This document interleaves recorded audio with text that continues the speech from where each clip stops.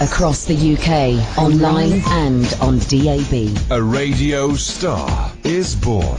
You're going to love Talk Radio.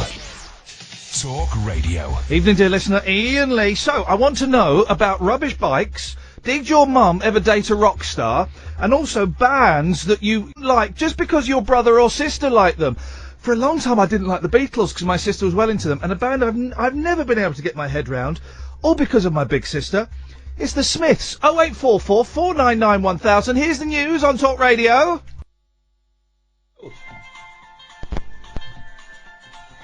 Hang on a minute. Let me try that again. That's better.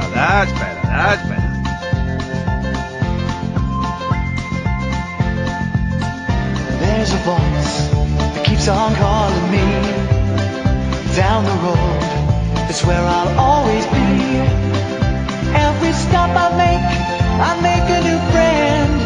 Can't stay for long, just turn around and I'm gone again. Maybe tomorrow I'll wanna settle down. Until tomorrow I'll just keep moving on. Down this road that never seems to end. When new adventure lies just around the bend. So if you wanna join me for a while, just grab your hat, come travel light, that's old style. Maybe tomorrow I'll wanna settle down. Until tomorrow, the whole world is my home. So if you wanna join me for a while, just grab your hat, come travel light, that's old style. Maybe tomorrow I'll wanna settle down. Until tomorrow, I'll just keep moving on.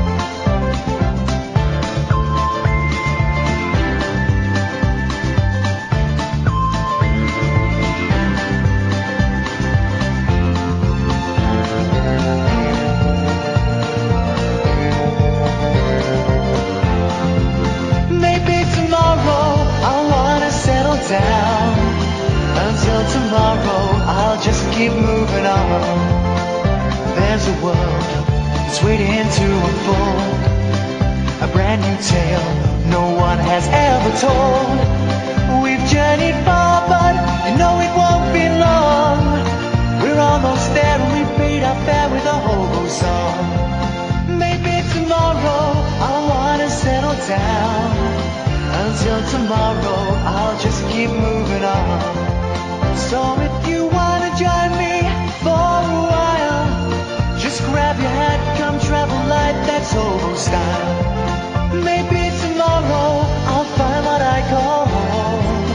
Until tomorrow, you know I'm free to roll. Slickly done, guys. We have to do what is known in the radio terms as a hot seat. There's only, and it's literally a hot seat. There's only one studio here at Talk Radio. Talk Sport got shed loads. Not allowed to use those. So we have to use this. So it means every time I come in here at 9:57 and 35 seconds, I see Ash's crack. He's not lying either. I see Ash's big hairy crack. And what a delight it is too, dear listener. But then they have it really hot in here. They have it like tropical. Are they from? Where are they from? Are they from the tropics? Are they from? They're from Birmingham, the Caribbean. Yeah. Yes, so very, very hot there. Yeah. Very hot. That would explain it. So it's hot. So it takes about 45 minutes for the room. I like it really cold. And I always like my studios really, really cold because it keeps me alert. If I have it like this, it's very soporific and I would be asleep. I've put a thicker dress on today because I'm sitting here shivering normally. You were smuggling peanuts yesterday. So I haven't said that since I was 15. It was the second thing that I had in my head to say as well. So imagine how bad the first one was. So it's very hot, and I'm out of breath, and because now I've got to come in. I've got to plug the computer in. You've got to change the screen. I've got to set up the Periscope as well, and all of this. It's a massive hassle. Oh, it's a hassle. But we're in. You're listening to us on talkradio.co.uk. Some of you are watching us on periscope.tv/Iain Lee. Hello. Apparently the hearts are... Now, I don't understand Periscope. But apparently, For those who don't know, basically, you can stream things, you can show things that are happening via your telephone. So if you've got this app, and there are other ones that do it, but if you've got this app, you can be at a concert or, a kid show or whatever you can be, or in the car, and you can stream it and people can watch it. Mm-hmm. So I'm doing it, and we've got about 267 people. There were 450 when it first started. Boy, they got bored quickly. And they tap the screen, and hearts come up. And I've always said, please stop tapping the screen with the hearts. It annoys me. It's just annoying. And then one of the kids in the office today, the whole station is run by kids, apart from this show. We're the old farts. We're veterans. What did they say when you walked into work today? Mum's here. Yeah, we go. You see, Mum's here. Which I think is very generous. Wow. Here comes Granny. Do you want a seat, love? Where's your bus pass? You're older than me, so you can zip it. Technically, yes. But spiritually and mentally, no. And one of the kids said, no, the hearts on the periscope are a good thing. It means, it makes you trend.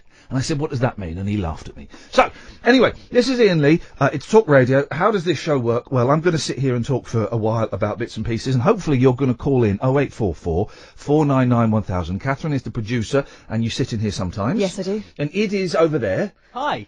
Okay. He's from New Zealand. Hence the perkiness. It's a very perky country, isn't it, Id? Well, it is, and plus it's morning over there, and I'm a bit of a morning person, so my body clock's still adjusting. Your body clock? My body clock, sorry, it's the accent. You've been here for 7 months, man. I know, but my perkiness body clock is still going. I'm still figuring it out. It's quite... Just turn your headphones off for a minute. It's quite annoying, perkiness. I'm not a perky person. I don't like perky people. I think he's adorable, and yet... Yeah. Anyway, it's only been 2 weeks. 0844. Can I turn my headphones back on? Yes, but you can. Sorry, yeah, just technical stuff. I just didn't want to bore you, mate. 0844 499 1000 is the phone number. You call up, we will give you a call back. What do you want to call in about? It's entirely up to you. It's entirely up to you. I've got some things, some ideas that I would like to put out there into the world this evening. You can call in about those things, those ideas, or you can just phone up and laugh at David Cameron. If you want to do that, you're more than welcome to do that. Daft Limmy, who is a Scottish comedian who I absolutely adore, he took a little bit, I can't see my screen now, he took a little bit of getting used to, but now I've discovered him. I absolutely love him.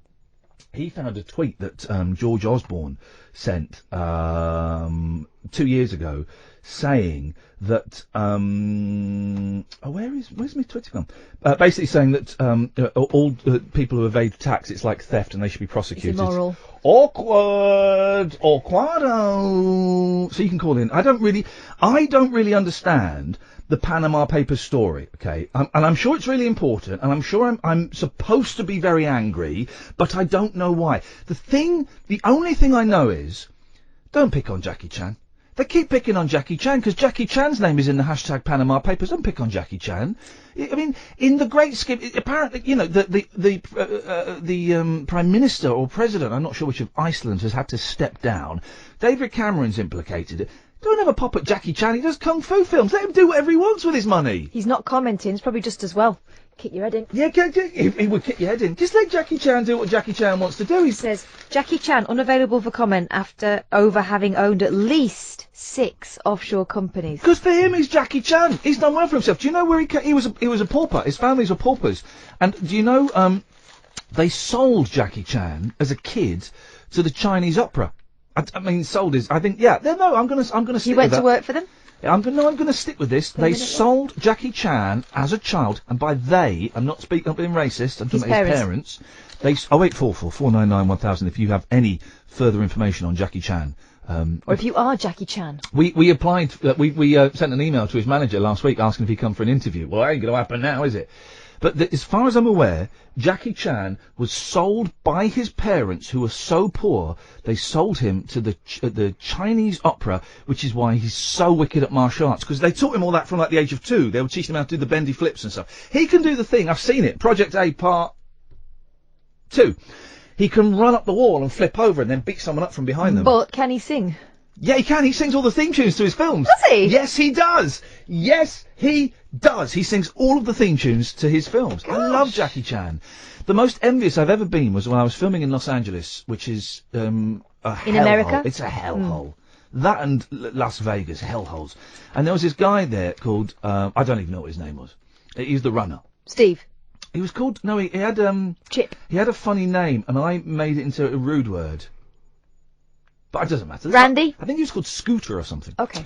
And, he picked me up from a restaurant, and he said, oh man, yeah, you know, just drove past Jackie Chan. I went, what? Yeah, just drove past Jackie Chan. I said, right, flipping, go and find him again. We spent an hour and a half trying to find Jackie Chan. We couldn't find Jackie Chan. Slips back into the night. Again, that's racist. It's not. Okay, no, you mean the karate. 0844 499 1000 is the telephone number. So already we've started discussing Jackie Chan, and that's got to be great news for all martial arts fans. Mm-hmm. Who would win in a fight, Jackie Chan or Bruce Lee? Bruce Lee. Yeah, totally. And do you know how we know that? Because Jackie Chan has been beaten up in 2 Bruce Lee films by Bruce Lee. Fact. But is the clue that it was a Bruce Lee film? If it was a Jackie Chan film, then Bruce Lee would have got his Shut up, man. butt kicked. Shut up, man. Have you ever seen Bruce Lee's 1-inch punch? It's His brilliant. 1-inch what? 1-inch punch, right? So you stand up and he puts his hand there and he has a chair about 6 feet behind you and he just goes, I'm not going to do it on me because I'd probably rupture my organs with the power of it. But he just goes, boom, like that. And the force of that sends the fella flying back into a chair. Flipping brilliant. Is it real though? Yeah, mate. Yes, because that's not in the films. There's video footage of him doing it. It's not like wrestling. No. Shut up. How is kung fu and karate like wrestling? Well, it's films, isn't it? In the films, yeah, but Bruce Lee could do all of that stuff. Right. But the 1-inch punch is actually it's a video demonstration of him doing it at a show. Like yeah, that? Yeah, totally. But powerful. Practice. 0844 499 1000. So that's one thing we took. I should write these down and we'll have a little summary at the end of the show. Oh, we had a very, very exciting guest booked tonight. Remind us who she was, and then I'll let them down gently and say she's not coming on. And she's actually, I'm not going to say why because it's private, but she's actually got a really good reason for not coming on. Her name is Trudy Benjamin, and she is she leads up a campaign to re-look at the evidence surrounding the Jeremy Bamber case. Yes. Which was a case in the 1980s. Man who was convicted. Can I interrupt? Sorry. What? Can you explain who she is, but do it in like an interesting way? I mean. I'm just trying to remember the fact. Okay. So. Don't let the facts Jeremy get in the way of a Bamber good story. convicted of murdering his adoptive parents, his sister, and his sister's 6-year-old children.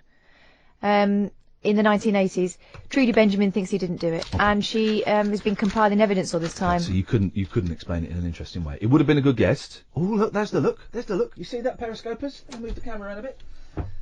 There's the look. You see that? Not too much because they want to see me. That's what it's all about. There's the look. The Hurt Look. Yep, there we go. I've I seen see that that a film. lot. I've seen that film. No, I've seen The Hurt Locker. I haven't. I've seen it listed. John's on the line. Good evening, John. Good evening, Ian. How are you? Do you know what, mate? I'm up and down, up and down. Are you more up than down, I hope? No. No? No. Definitely. 50-50? No. 60-40? No, sir, unfortunately not, no. Oh, darn it. Anyway. You're close, though. Yeah? It was 70-30. Ah. Yeah. I feel for you. I really do.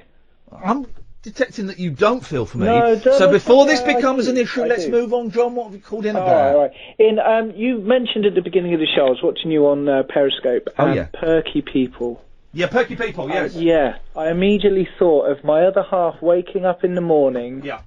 Sometimes an hour before me, and she's got nothing necessarily to get up for. She's just woken up naturally. Got no life. Huh? She's got no life. I'm just Yeah, suggesting something the like camera, that. go You on. know, she's a lady of leisure, or A prostitute. not Is that a lady of leisure? That's what lady of leisure means, isn't it? It wasn't No. being rude. No, it doesn't. I wouldn't call that a leisure. No, that's a lady of pleasure I'm thinking of. I do apologise. Please pass my apologies on to your partner. I will. I'll let her know what you said when she gets in from karaoke tonight. Oh, blimey. Yeah, go on. Yeah, there's times when she wakes up about an hour before me, and I wake up, and I'm not necessarily a morning person. It takes me a cup of coffee before I function correctly in the mornings, right? Yeah. I just wanted to get this off my chest, and whether you can relate to it in Go on, terms of when you wake up in the morning, and you know that you kind of have to go through a routine to kind of get half human. Yeah. And your other half is instantly talking to you the minute that you've just opened your eyes, as if it's 12 o'clock in the afternoon and you've been awake all day. Yes. And you're kind of thinking, why are you telling me what you're doing today? You know, why are you telling me what It sounds you're like you're are you married, living together? No, living together. We've been together 3 years. It sounds like you're with the wrong person, mate.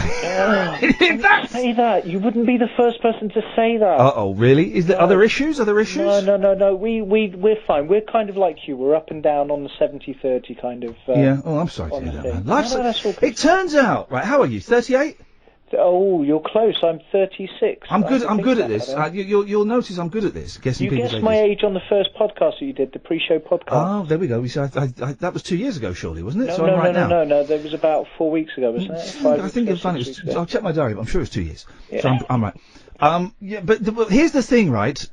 Life is hard, isn't it? I've got 2 boys now. They're 6 and 4. And I want to say to them, boys, just honestly, just enjoy it now, because it's all downhill from there. It's all downhill from there. It's just a nightmare. What, from 6? Pretty much. Maybe that's a little bit pessimistic. Maybe that's a little bit pessimistic. But it is being a grown-up. Let's quote a not particularly good John Lennon song, but I like it anyway.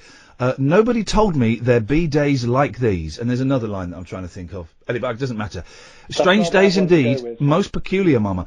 It's hard work being a grown-up. You got like bills and relationships and kids and work. And where is the fun in my life? Yeah, that is very, very true. And how much do you get frustrated with your kids when they come to you and they seem to have the whole world on their shoulders? Yeah. And it's about the most trivial thing, like they've got to get their homework in, and it's about something like you've got to build a bridge out of plastic straws, and you haven't done it, and oh my God, the world's going to end if I don't get this. But I remember that, and I know we're really late for a break. We'll go to a break in a second. I remember that frustration, though, and that anxiety, and what is in. Here's the thing, right? And we'll get told off for this.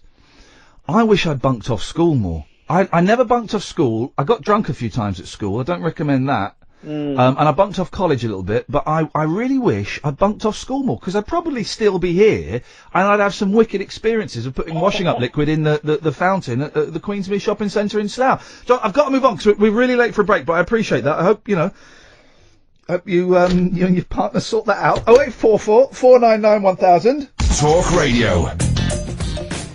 Evening, dear listener. Iain Lee, Talk Radio, 0844 499 1000. Give us a call, we'll call you back. You can start your message talk to 87222. Text costs 25 pence plus your standard network rate indeed. So far, what have we discussed? Jackie Chan, and isn't life hard? And it is true, and I don't know how you, tell kids it without, being too heavy. Of course, I'm not going to tell 6 and 4-year-olds that life sucks. But how do you broach the subject we'll do it in the next break. How do you broach the subject to kids that life is hard? I've always said we should have education at school about death and about what happens, what a dead body looks like. Take kids to see a dead body. I say kids, I'm talking 15. Yeah. Age appropriate. So they'd be looking at you take kids at 15 to look at a dead body, and you talk about funerals and how, But how much of this is to do with you do it as a parent? It's not a teacher's job, is it? To teach about death, yeah, of course, yeah. No. We should have death lessons. Of course we should. It's the one guaranteed thing, and nobody talks about it. So yeah, they should have death lessons in school. I'm just thinking, recently I've had to deal with it in our family with my little children, and I was the right person to... You're not saying your children passed on, that someone close to us did, and it was kind of my responsibility, but also, and this is going to sound weird, my privilege to be the person who guided them through that. Yeah. And I don't want to teach it. You can't. Well then, okay. Well then, but thank you. Supposing, okay.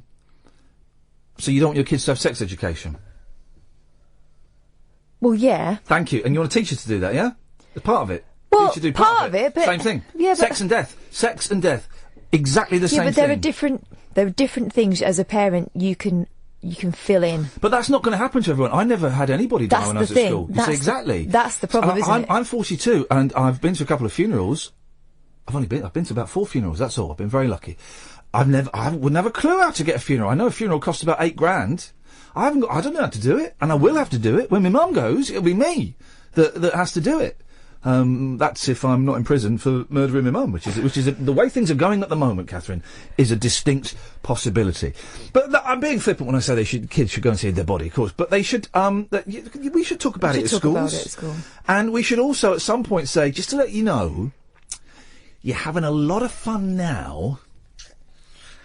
It gets a lot harder after this. This is the easy bit. You're in the easy, seventh of your life. The rest of it is really hard work and a bit. I don't know. Righty. You know, the caller earlier on talking about, kids worrying about trivial things. It's their sphere of reference is so much smaller, and to them that is the end of the world. And I think you've got to respect that as well. And it's not trivial to them. I wasn't listening to what you were saying. I know. 0844 499 1000 is the telephone number. We may be called dry tonight, and that is fine. That is fine, because in fact, in many ways, it'll be better because there's a lot that I need to get off my chest today. Okay. So if they call in, we'll put them through. If they choose not to call in, then finally, at last, I'll be able to really get things off my chest. It's starting to cool down a little bit in here, but I'm still very, very hot. Partly because I have the beef sweats. Oh. The beef sweats. Chinese restaurant again. And we always go for the sweet and sour. Is it the beef we have? Pork. Always go for the sweet and sour pork. You could be forgiven for confusing. It's the same meat. It's the same meat. They're very nice. They're very friendly. You couldn't taste the difference. But then I ordered something a little bit different, and she went, "Oh, it's the same." I said, "What?" She's like, "It's like the same thing." I said, "But it's got a different name." She says, "Yeah, I know, but we do that." Flipping heck. So, and I've eaten Yours were just a bit thinner than mine. It was a little bit thinner and a little bit crispier, but she's right. It was the same thing. So now I've got meat sweats, and I'm feeling, and by eating, I was vegetarian for 26 years, and I've been eating meat now for it's just gone 2 years. Gosh, I'm thinking I must be tired. I'm thinking that Id should answer that phone call, and that I might become a vegetarian again. Why don't you just cut down and have a meat-free Monday? I can't do that. When could I do that? A Monday. I can't do that because I'm all or nothing. And it's either I don't eat meat. When I didn't eat meat, I was thinner and more miserable. Now I eat meat, I'm fatter and happier. And I'm not very happy. But happier. Yeah. And remember the energy boost. Yeah, that didn't last very long. Well, no, I think you get used to it. Well, it didn't last very What about long. moderation? Why don't you try that? All. I can't. I'm all. Why don't you go all moderation? Well, that doesn't even. That's not even English. Think of it like that. That doesn't even make sense, for crying out loud. Give me the sellotape. Go and answer the phones. Go on. You go on. 0844 499 1000 is the telephone number if you want to give us a call. You can follow me at Twitter at Iain Lee, and we're on Periscope as well this evening if you want to watch other things to which I want to talk about this evening.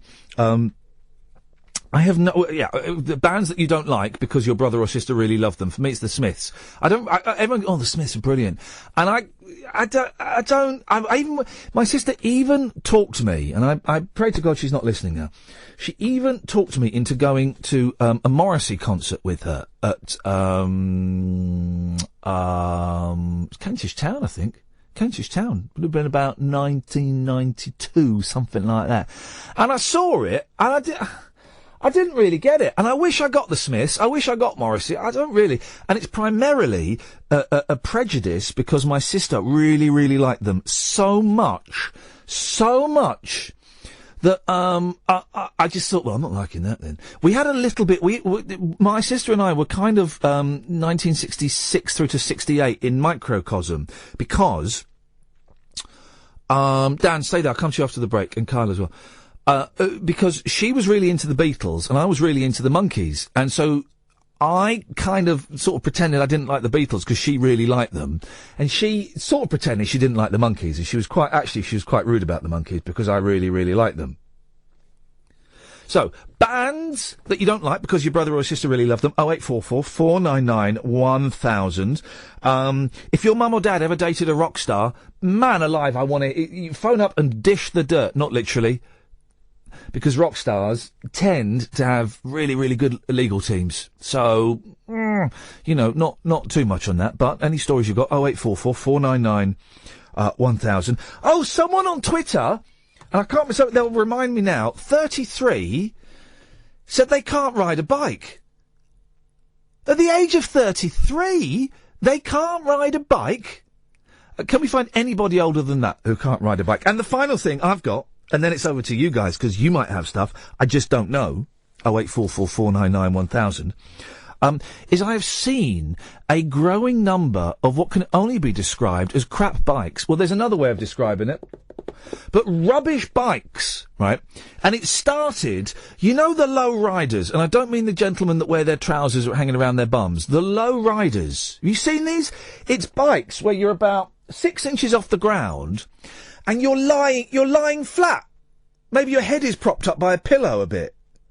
And then you ride along, and you steer with your hands. You steer most bikes with your hands. What is that for? Is that for the... when I first saw them, I thought it was disabled people. I thought it was like a specially adapted bicycle for the disabled. And then I thought, but they're still using their legs and their hands in the same way. So they're obviously able-bodied, but perhaps not able-minded. What the hell are those bikes about? And then I was reminded of this the other day. As I was driving home, I saw someone riding a Harley. Except it wasn't a Harley, it was a push bike that was made to look like a Harley. So, rubbish bikes, please. 08444991000. All right, OK, we've beaten a 33-year-old that can't ride a bike. Simon on Twitter says, I'm 40 and I can't ride a bike. We're talking about bicycles, yeah? Not motorbikes. Bicycles. 40 years old and you can't ride a bike. I love it. Let's find the oldest person who can't ride a bike and the oldest person who can't swim. 08444991000. Let's go to Dan. Yes, Dan? Death. Sorry? Death. Are you saying yes or death? It's hard to tell sometimes. I'm saying death. You are saying death. OK, let's... I am saying death. Yeah, go on. Because you were saying that we should teach kids about death. Yeah. And do you know the happiest place on earth is CBeebies? Yes. This is true. It is the happiest channel in the world. Yeah. And they have programmes about death. Oh, hang on, what programmes? I've not watched CBeebies for a long, long time. Ever since I had a long-running feud with Andy and Alex, the two of the presenters on there. We were great, close buddies, and then we fell out, and we had a duel to the death. But those two guys, I was winning, and those two guys ran away. And ever since then, I've refused to watch CBeebies until I've killed my nemesis, Andy and Alex from CBeebies. What was the death programme they had? Topsy and Tim. Oh, flippin' heck. Who died in Topsy and Tim? Spoiler alert, guys. Spoiler alert. Go on. Their grandmother's dog, and there was a backlash from, you know, the mummy blog types. Yeah. But I thought it was a really good thing to teach a kid. Well, the thing is, my boys, we've had loads of pets die, right? Yeah. And I was expecting them to be devastated. They're like, oh, well, can I see it? No. When Benji 2 died, they don't know about Benji 1. When Benji died, our bunny rabbit died on holiday, and I could see my wife was taking a phone call that was not going well. I thought, oh blimey, I thought the cat had died, but no, it was the rabbit. And we kind of discussed how we were going to do it, and we said, guys, we've got some sad news that these things happen. Benji, although he was very young, didn't quite make it to a year.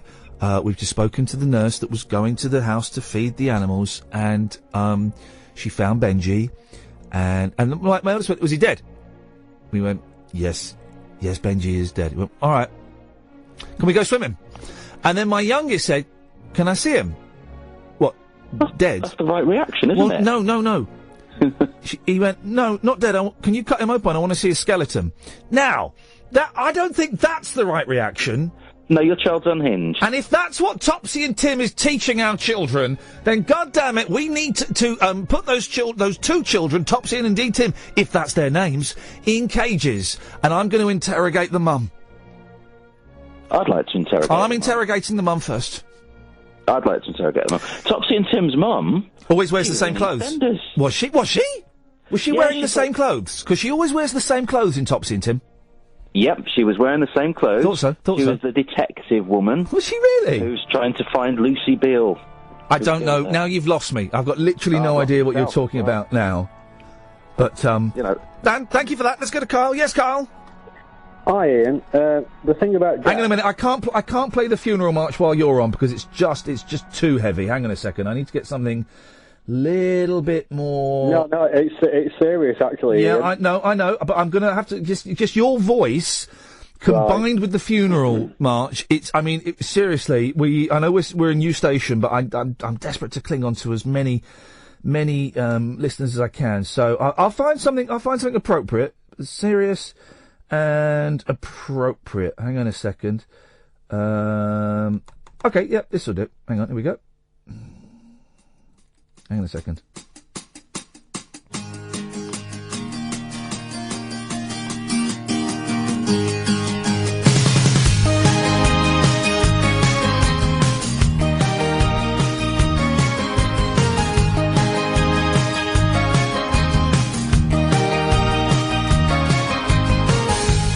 I think this works. Away you go. Well, I was thinking about the death thing, and I'm not joking for once. Yeah. So. But I know. But I just hang on a minute, Carl. Carl, hang on a minute. Let's. You're right. This is probably inappropriate. Let's get something a little bit more appropriate then. Hang on a second. Okay, here we go. This is more appropriate. Is that not the same track? Technically, yes.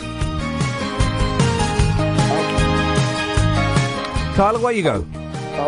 Before you do, hang on one second. They put a parking lot on a piece of land where the supermarket used to stand. Before that, they put up a bowling alley on the site that used to be the local pally. That's where the big bands used to come and play. My sister went there on a Saturday, go dancing. All her boyfriends used to come and call. Why don't you not come dancing? It's only natural. Away you go, Carl, go on. You'll feel awful when I tell you what I was going to say. Go on, fella, go on. No, another Saturday, another date. She would be in already, but she'd always make him wait. In the hallway, in anticipation. He didn't know the night would end up in frustration. He'd end up blowing all his wages for the week. All for a cuddle and a peck on a cheek. Come dancing. That's how they did it when I was just a kid. And when they said come dancing, my sister always did. Go on, Carl. Where you go, buddy? I was going to say, I feel like it's... My sister should... Oh, no, hang on. Go on. I'm seriously, let's do this properly. Where you go? No, it was... My sister should have come in at midnight, and my mom would always sit up and wait. It always ended up in a big row when my sister used to get home late. Guitar!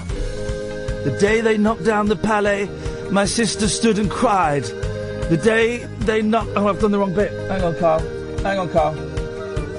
Go on, I've done it wrong. Go on, I've balls it up now. The day they knocked down the palais, my sister stood and cried. The day they knocked down the palais, part of my childhood died with it.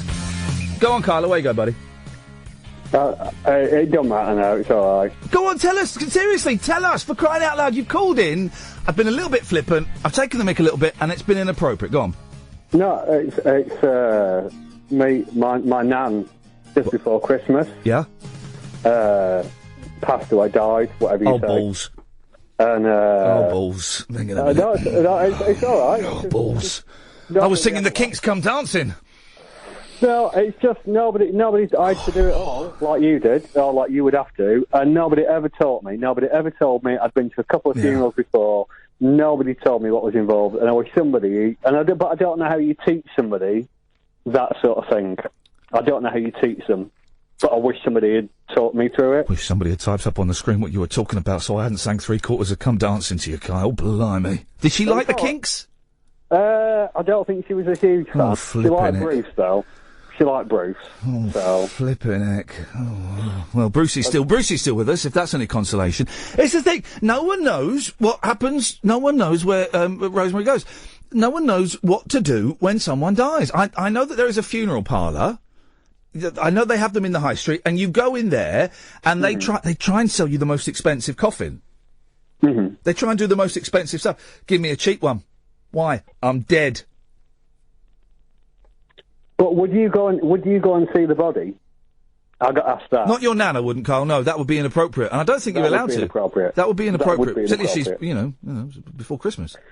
But yeah, but Well, no, so I actually went. Yeah. But it was odd sort of anyway. So I think this is the most serious conversation I've ever had with you. But you know, I just thought it was. But I've ruined it by singing "Come Dancing" by the Kinks. Well, no, I haven't ruined it. I haven't ruined it. It was appropriate. It was an appropriate song, Carl. Do you know what "Come Dancing" is actually about? No. It's about, and this is a fact actually, it's about Ray Davies's elder sister, who he was slightly infatuated with, and she gave him his first guitar, and she died when she went dancing one night. That is a true story. That before he was famous, she died, he was devastated, screwed him up in the head, allowed him to write some of the greatest pop songs of the 1960s. So in many ways, Carl, that song is the most appropriate song I could have played. I think you've dug yourself out. Why don't you just sing another little bit and I'll go? I'll be just anything. Because I'm not a performing monkey, Carl. I'll sing when I want to sing. 0844 499 1000. Well, we managed to get out of that hole, and we were actually talking of holes in the ground as well. 0844 499 1000. We're talking death. We're talking Jackie Chan. We're talking kung fu. Where if anyone can explain why I should really be that bothered that loads of millionaires have got money in offshore accounts, I don't understand the Panama Papers. I don't get it. Partly because I've deliberately not read any of the stories about it because it looks so incredibly dull. But I keep hearing people saying, you should be really angry about it. I don't get it. Bobby? Hello. Are you really angry about those Panama Papers? No. Oh. You're supposed to be. We're supposed to be. I don't get it. So rich people don't pay tax on some money. Yeah, but where's the story? And why do they keep picking on poor Jackie Chan? I don't know. Say not poor Jackie Chan, obviously very, very wealthy Jackie Chan. Leave the fella alone. Jackie Chan, I think, is 72. Is he really? I think so. I'm going to say it. I've said it. It's out there. Yeah. What you got for us, Bobby? A few things. My nan is 80 and she can't swim. Whoa, hang on. Well remembered. I knew we were doing something. Your nan is 80 and she's never... Well, this is interesting because we're always told, you got to learn to swim. It could save your kids' lives. Got to learn to swim. It could save your life. Your nan's still alive and she can't swim. And that 80 is a good old age. 80! Here, can I just... All right. Your nan's still with us, is she? Yeah. Before I do that again. Your nan is 80. She's still alive. My dad died at 62. Now, he could swim. She couldn't swim. I'm just saying that maybe the swimming might be the issue here. I don't know. And she smokes like 40 a day. Oh, I don't know. Well, in that case, it's scientific evidence that not swimming and smoking is seriously good for your health. Can she ride a bike? Well, she wouldn't be able to now, but she probably. So she had the it's like she would remember to if she had to. It's like riding a bike, apparently. Yeah, but yeah, I wouldn't see her on a bike now. No, I suppose not. Okay, so she's never. I mean, what's she like when she's walking by a river? Is she cocky or is she cautious? She's not scared of water. No, she's all right in sort of shallow water. Yeah. But hang on. Then she. What? Hang on. What does she do in shallow water? You know, like if it's sort of like up to your chest or whatever, she like walks. She just walks in it. Yeah, I've never seen her swim. Right, hang on there a second. That is not conclusive proof that she can't swim. Well, I've never asked her. Right, well, Bobby, suddenly, like a house of cards, your story has come collapsing around. I've never asked the Queen if she can swim, but I bet she can. I bet she's a really good swimmer, actually, the Queen. I bet she's a strong swimmer. I bet she has to be. I bet all of the royal family, and if we can get a royal expert to tell us this or otherwise, I bet they've all had, like, at least basic military training, even Prince Andrew, who pretended he was in the military. But they must all have, you know, there's a story in the papers today about Princess William and Princess, what's her name, Catherine. And they were going to go to India, and there was like a terror plot was foiled, right? And I bet she's got like a gun in her stockings, in her garter belt. You think? I bet she's got a gun. Catherine is... sorry, am I disturbing something? No, sorry. Sorry, carry on. I bet Catherine has got a gun, a small one, but a deadly gun, in her garter belt. And just in case she gets caught hostage, they'd think, well, she won't have a gun. And the bloke ISIS turns his back, and she goes, lifts up her skirt, and you see a little bit of Suzy and stocking top, and she pulls out the gun and goes, have some of this. Boom, boom, boom, boom, boom, boom. I think you've been watching too many action films. Oh, no. Listen, I think I'm more in tune with the real world than anybody listening to this show right now, guys. Right now. Boom, boom, boom, boom, boom, boom. And the fella's down, and she goes, and then they'd say, what was she, oh, hang on a minute. Okay, if what would be the clever line that, is it Catherine? Is that her name? Kate, what would be the clever line? It is Catherine, yeah. All right, what would be the clever line that she would say then when she just shot ISIS in the back? And she's, hang on a minute. I've got a good one. See if anyone can beat this, right? Look, hang on. So, boom, boom. I've got to get into character. She lifts up you see a little bit of stocking and Suzy, and she pulls it out. Boom, boom, boom, boom, boom, boom. Well, that's checkmate. I'm trying to make a thing on Queen. I'm a bad Queen. So I don't know. Gosh, it turns out that those lines that those tough guys come up with in those films, they're really hard to come up with in real life. If anybody can think of what Kate would say if she'd shot a terrorist in the back, 08444991000, please. Bobby, you said you had some other things apart from lying about your grandmother. Talking about sort of when kids feel like they've got like loads of problems, whatever you were talking about. Do you know what, Bobby? You sound about as bothered as I am tonight. Whatever you were talking about.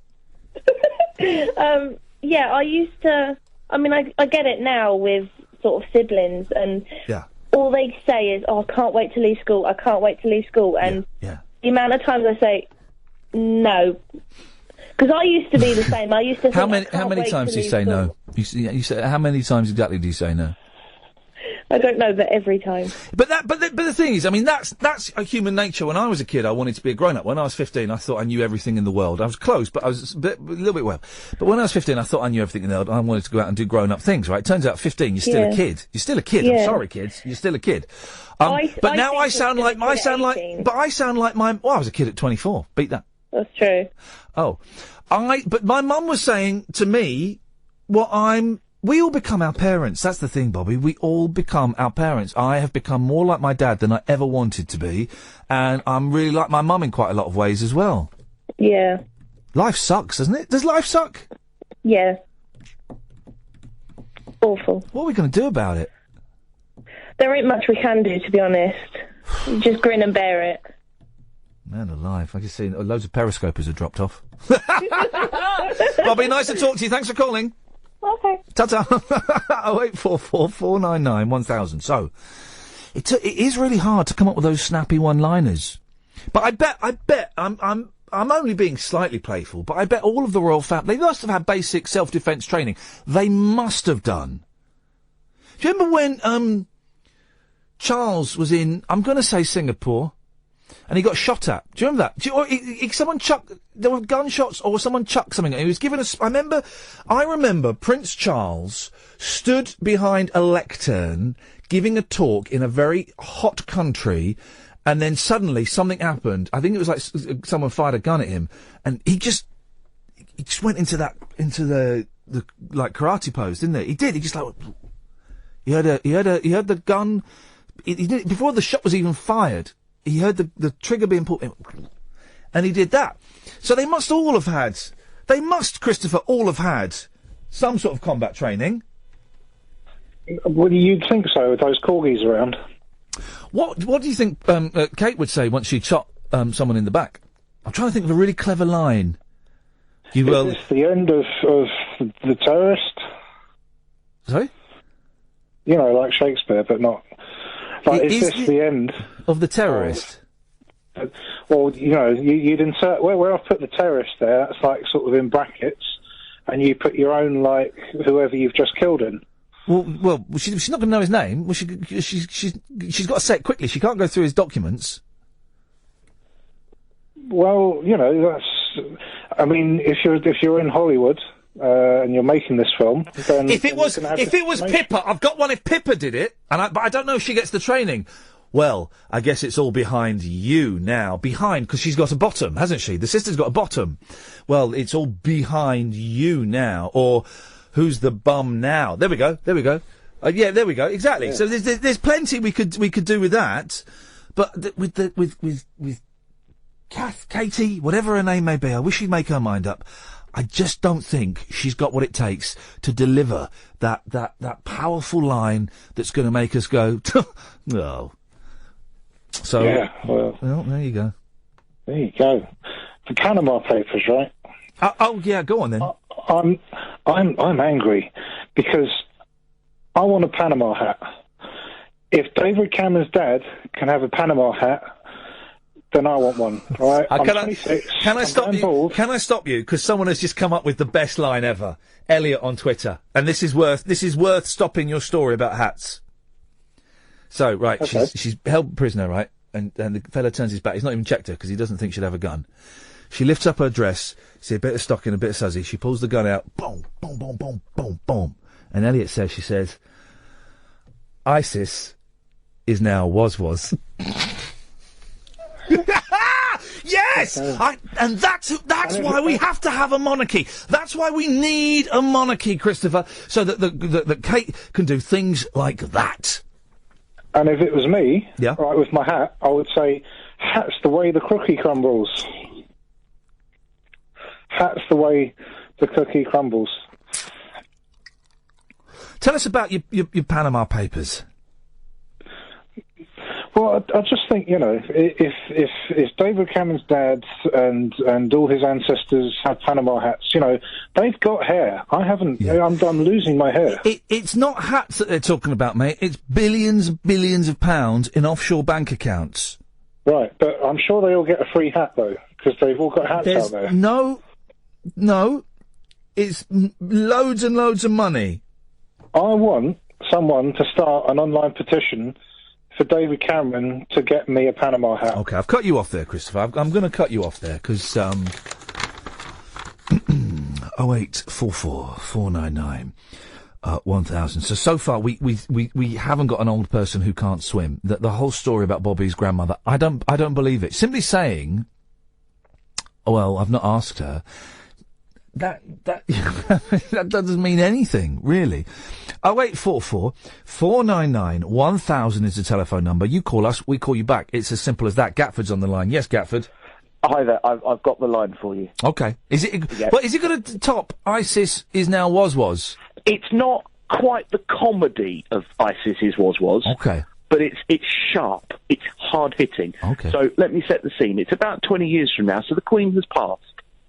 And Prince Charles has passed. A lot of old women dying on the show tonight. A lot of old women. And Prince Charles has passed. So Kate is her Madge. Right. Okay? And she lifts up the thing, shows the garter and the suzies, and shoots the guy, and she goes, on one's husband's secret service. I'm going to cut you off, Gatford. Apparently, the reason we've lost... maybe I shouldn't say this to the periscopers, but the reason we've lost a lot of periscopers is there's a low-speed car chase happening in America right now. You guys might be able to watch it on your televisions, I don't know. There is a low-speed car chase taking place right now. And that's... it's happening in Hollywood, so it could be a movie star. Any suggestions for the movie star that may have gone crazy? Jackie Chan! It's Jackie Chan! It's Jackie Chan. 0844 499 1000 is the telephone number if you want to give us a call. We'll play. This is it. We'll play the answer phone messages a little bit later on. This is why I couldn't come into Johnny and Nash's show because I was piddling about trying to get them on my laptop. We'll play those, and I'll give out the number a bit later on as well. I can never remember what it is. I know it starts 0208, but we have a telephone number that you can call during the day. For this show. It's only for this show. It's not even affiliated with Talk Radio. It's affiliated with me and a Skype account that I set up solely for the purpose of doing that. And you can phone it up and you can leave messages. Some of your answer phone messages, I'm going to be honest, have been... it's so great that you've called, but some of them haven't... You can do anything you want on there. The more outlandish and outrageous... in many ways, I will say, the better. And I've no idea what the phone number is. Someone will tweet it to me in a minute, and we'll be able to give it out. But you can call that any time, even if you're out, like, I don't know, drunk, or at a pop concert, or something like that. I don't know. Whatever may take your fancy. In the meantime, though, you can call me now, 0844 499 1000. You call us, and then we take your details, and then we call you back. So, a quick recap, dear listener, of where we've been so far. What idiot brought this topic up? Id, was this one of your topics? What's the topic? The one about Kate shooting a member of ISIS in the back. No, that wasn't me. I think it was, mate. Oh, I don't know. Not really the kind of thing we want to do on this show, but we're doing it now. We'll run with it. What would Kate Middleton say if she shot a terrorist in the back? It needs to be a snappy one-liner. The oldest person who can't ride a bike. The oldest person who can't swim. My mum dated a rock star or a pop star. And I bet there are a lot of mums that have been out with Leo Sayer. Do you know what I bet? In the 70s, I bet, I've just got a feeling Leo Sayer's going to crop up quite a bit.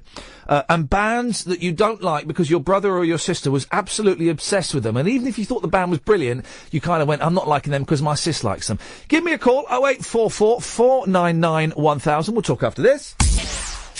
Talk Radio.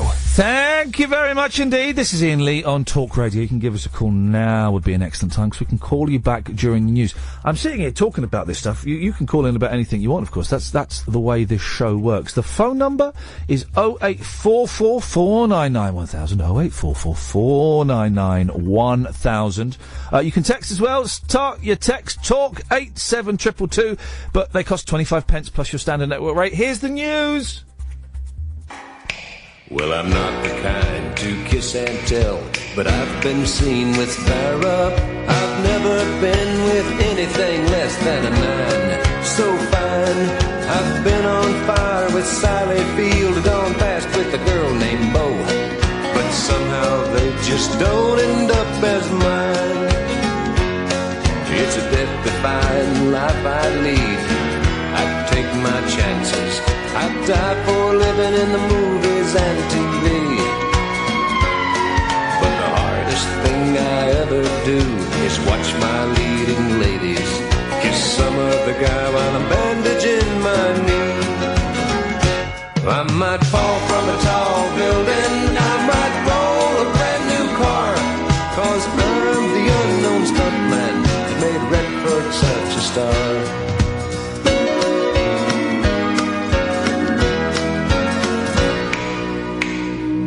I've never spent much time in school, but I taught ladies plenty.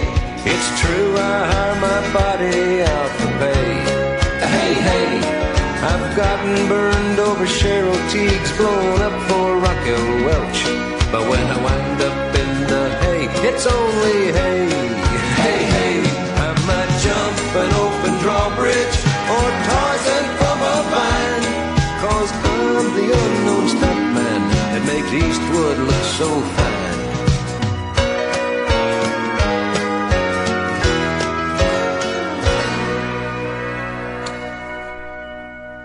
Iain Lee, Talk Radio, 0844 499 1000. Geeky Girl's on the line. Yes, Geeky Girl. Hello, I was singing along to that. Well, good for you. It's a good song to sing along to. And I can't think about that show without thinking of Scott Balcony. Scott Balcony, regular contributor online, who always wanted to have a full guy bath. When we had, who was it yesterday? Who had a full guy bath. Someone called. Someone who had a tin bath, wasn't it? Tin bath, yes. Russ. Full guy. Oh, Russ. Full guy bath, of course, as we know, has to be made of wood, and one has to be chomping on a cigar. I've only ever smoked one cigar, and it was disgusting. But I like. Here's the thing, and this is good. You two are going to snigger because you're so childish. I like the idea of having something fat and round in my mouth. Now, don't, because I'm being genuine. It's very stop it. It's very satisfying. Oh. Having something in your mouth like that. They're not all big.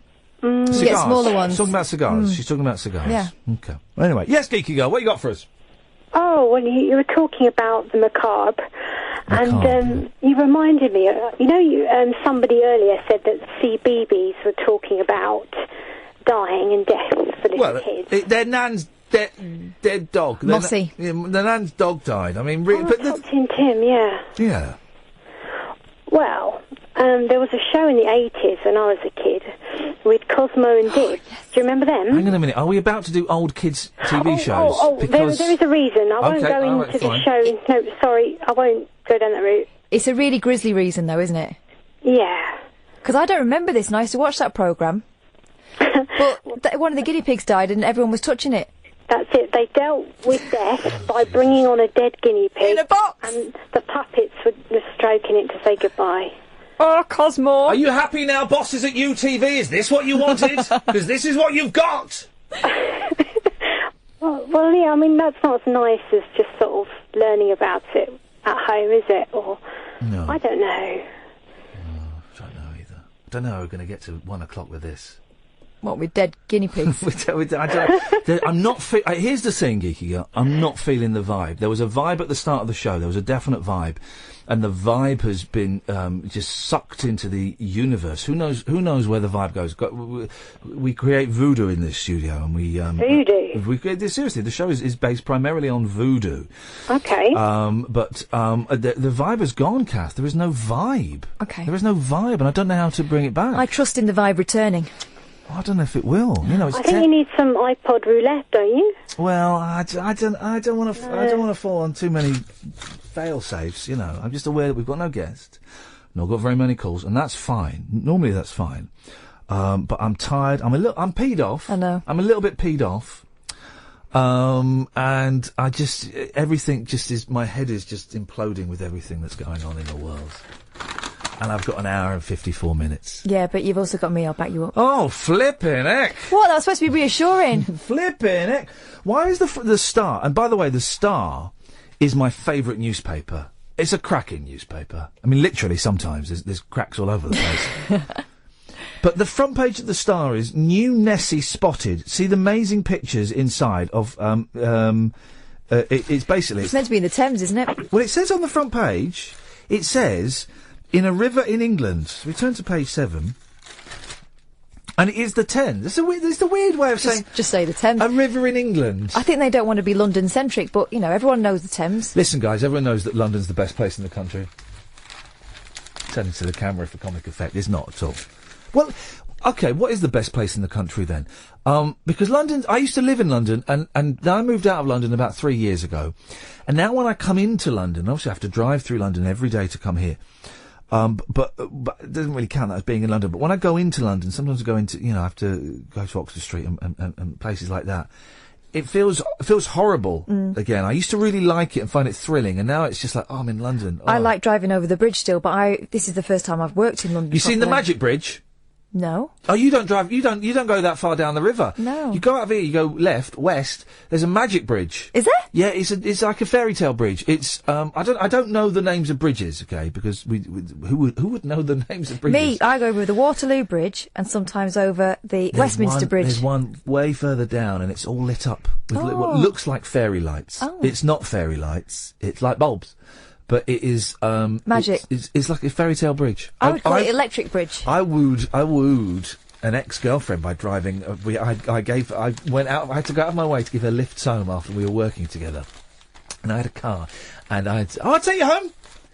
And only like years later, she worked out that I was taking her miles off route. But I went over that bridge. It was romantic. That's nice. It was romantic.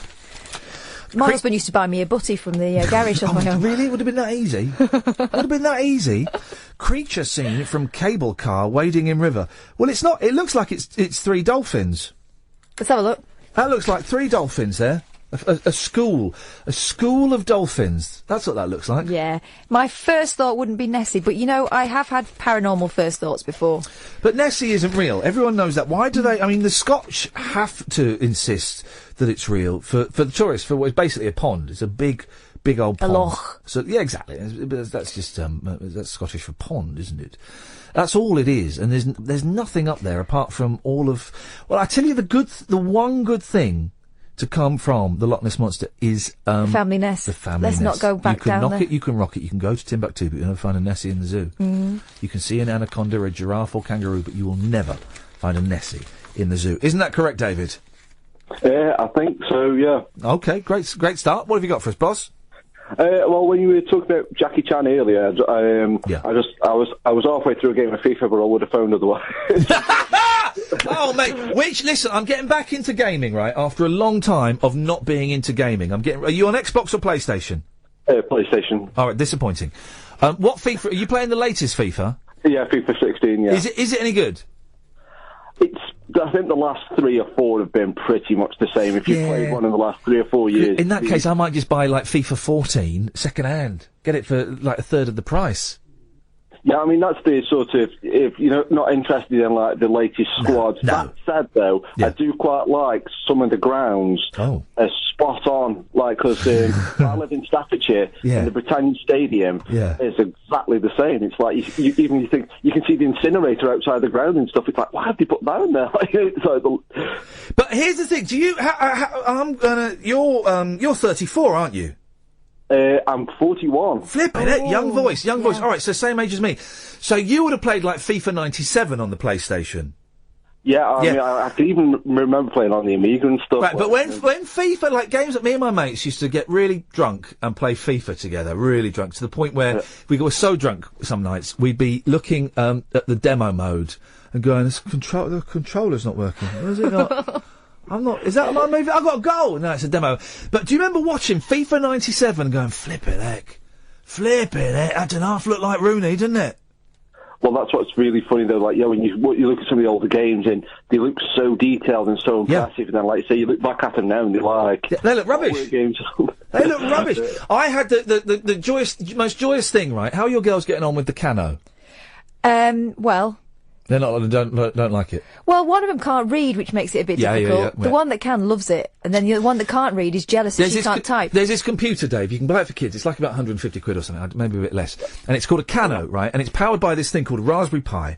And basically, the kids build they build this computer from a kit. It's really simple. It's just like doing Lego. And then they've got a fully working computer that can go online and they can learn programming and they can do that. And I've got it for my boys, and my eldest loves it. Okay. And I phoned him up the other day, and there was this weird noise in the background. I said, "What on earth are you doing?" He said, "I'm on the Cano." I said, "All right, what is that? You playing a game?" He said, "Yeah, I'm playing Pac-Man. Have you heard of it?" I went, "Oh boy, boy." I said, "Are you enjoying Pac-Man?" He went, "It is awesome, Daddy." He's so he doesn't really know. I've not let them. They don't know that the Xbox we have under the television can play games. They think it's just so that we watch Netflix and stuff like that. Okay. So he's not really seen modern video games. So I'm going to let him play like Pac-Man for the next 2 years or so, and then I'm going to show him like Rainbow Six Siege or The Division or something, and it will blow his tiny little mind. And that'll be the last you speak to him. Yeah, I know. It was so. Dad, have you heard of Pac-Man? I said, boy, I've been to Japan and I interviewed the man that invented Pac-Man. Suddenly I'm cool again. Yeah. Suddenly I'm cool dad again. Anyway, Dave, go on. You were playing FIFA. Did you win? I won the first game, and then the next 2 I sort of struggled and stuff. But I think so you lost. So you won 1 and you lost 2. Well, I've been playing games since like the 80s, and I'm so terrible on video games. I've completed like 2 games, and were you like a Spectrum boy? I had a Commodore 64, but I used to play with mate Spectrum. And, I had a BBC Micro because it was educational, and I played my mate Spectrum. But you're right, I'm rubbish at games now. Xbox One. I'm Michael Nesmith on Xbox One. If anybody wants to come and add me, I'm Michael Nesmith. And I sometimes pretend to be the Michael Nesmith. And here's the thing: whenever I'm on Xbox playing online with people. And I haven't played games for about 3 or 4 years, and I forgot I used to do this, and I just started doing it without even thinking the other day. I start pretending I'm an American. Hey guys, how we doing here? Michael Nesmith, are you ready? Let's go and shoot some terrorists, guys. And I constantly do it, and my wife has come home and found it. She goes, "Oh, you're not doing the American thing again, are you?" And I can't not do it. So add me as Michael Nesmith, and you'll hear me pretending to be an American and swearing a lot. Unless there are kids present. It's just something from our generation, but I do that all the time. Do you find we're doing like YouTube clips or just talking on the phone, and I'll obviously be like, "Yeah, that was a go," and I'm like, "What? Why am I doing this crazy accent?" Do you find it helps with the aggression? Oh, mate, it's a middle-aged man thing. We became old, Dave, and we still think that America is cool, and talking in an American accent somehow makes us cooler.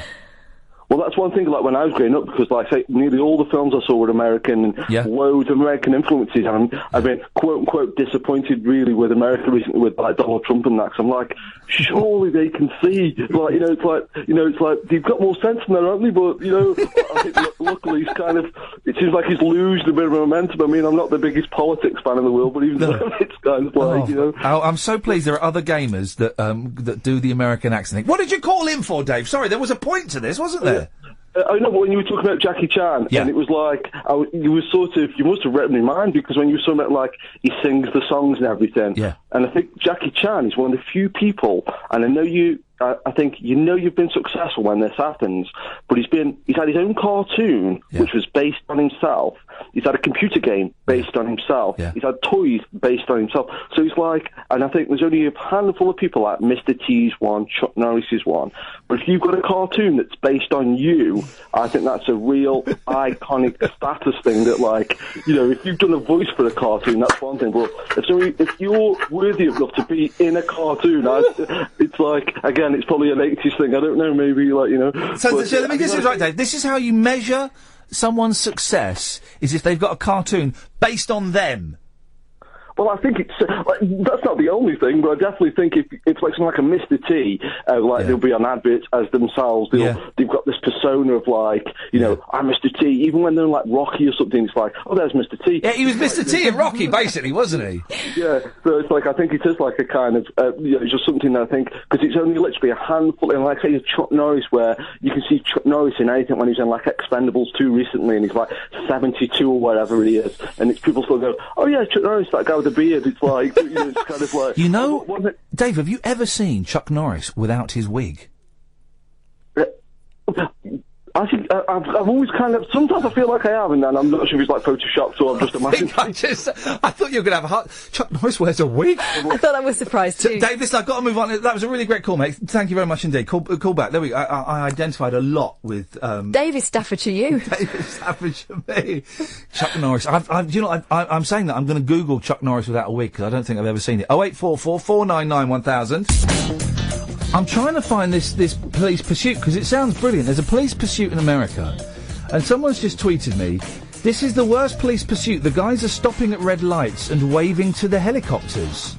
If anyone, can someone tweet me a link to where I can watch it, please? Because I can't believe that... Oh, there is Chuck Norris without a wig. MC Hammer had a cartoon.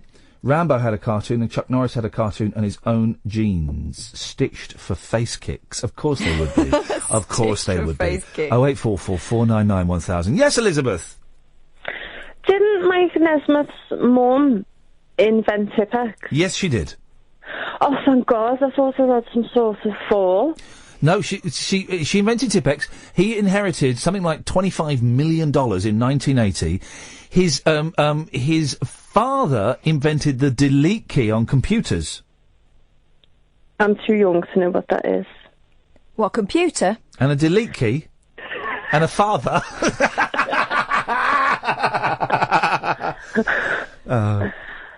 She's a rumman. No, I think she's on rum. And then he would get like a few cents for every bottle that was sold, and then he sold it. He sold it just before computers became the big thing. He's good, Nesmith. He's a visionary. He invented MTV. Fact. Yes, he did. He did. Fact. He invented it. He had this thing where he put he did videos and music. And he went and he made it into a TV show, and these guys said, hey, this looks great. We've got like a new channel starting up, and actually this whole thing would work as the channel. Do you want to produce it? He went, no, but I'll sell you the idea for millions of dollars. And he did. MTV. Sweet. Boom. That was when MTV used to show music videos. Now it's just showing, I don't even know what they show. Now it's 16-year-old girls getting pregnant. If I wanted to watch that, I could go to the local shopping centre. Well, you can watch them actually getting pregnant on TV and in your local shopping centre. That's outrageous! They work fast around here. Well, there's no time to waste at that age. No time to waste. And catfish, that's another thing. I'm old enough to be a grandmother now. Yeah. You're a grandmother? I'm old enough to be one. I'm 31. Yeah, well, you do. I think less of people, and I know I shouldn't necessarily, because these things happen, but if you get like a 38-year-old man says, I'm a granddad, I always think, now, will 38 work? Take. Yeah. Just, let's say 40. For 42 years, if someone my age says, well, I'm a granddad now, part of me goes, oh, dirty. Yeah. I think, dirty.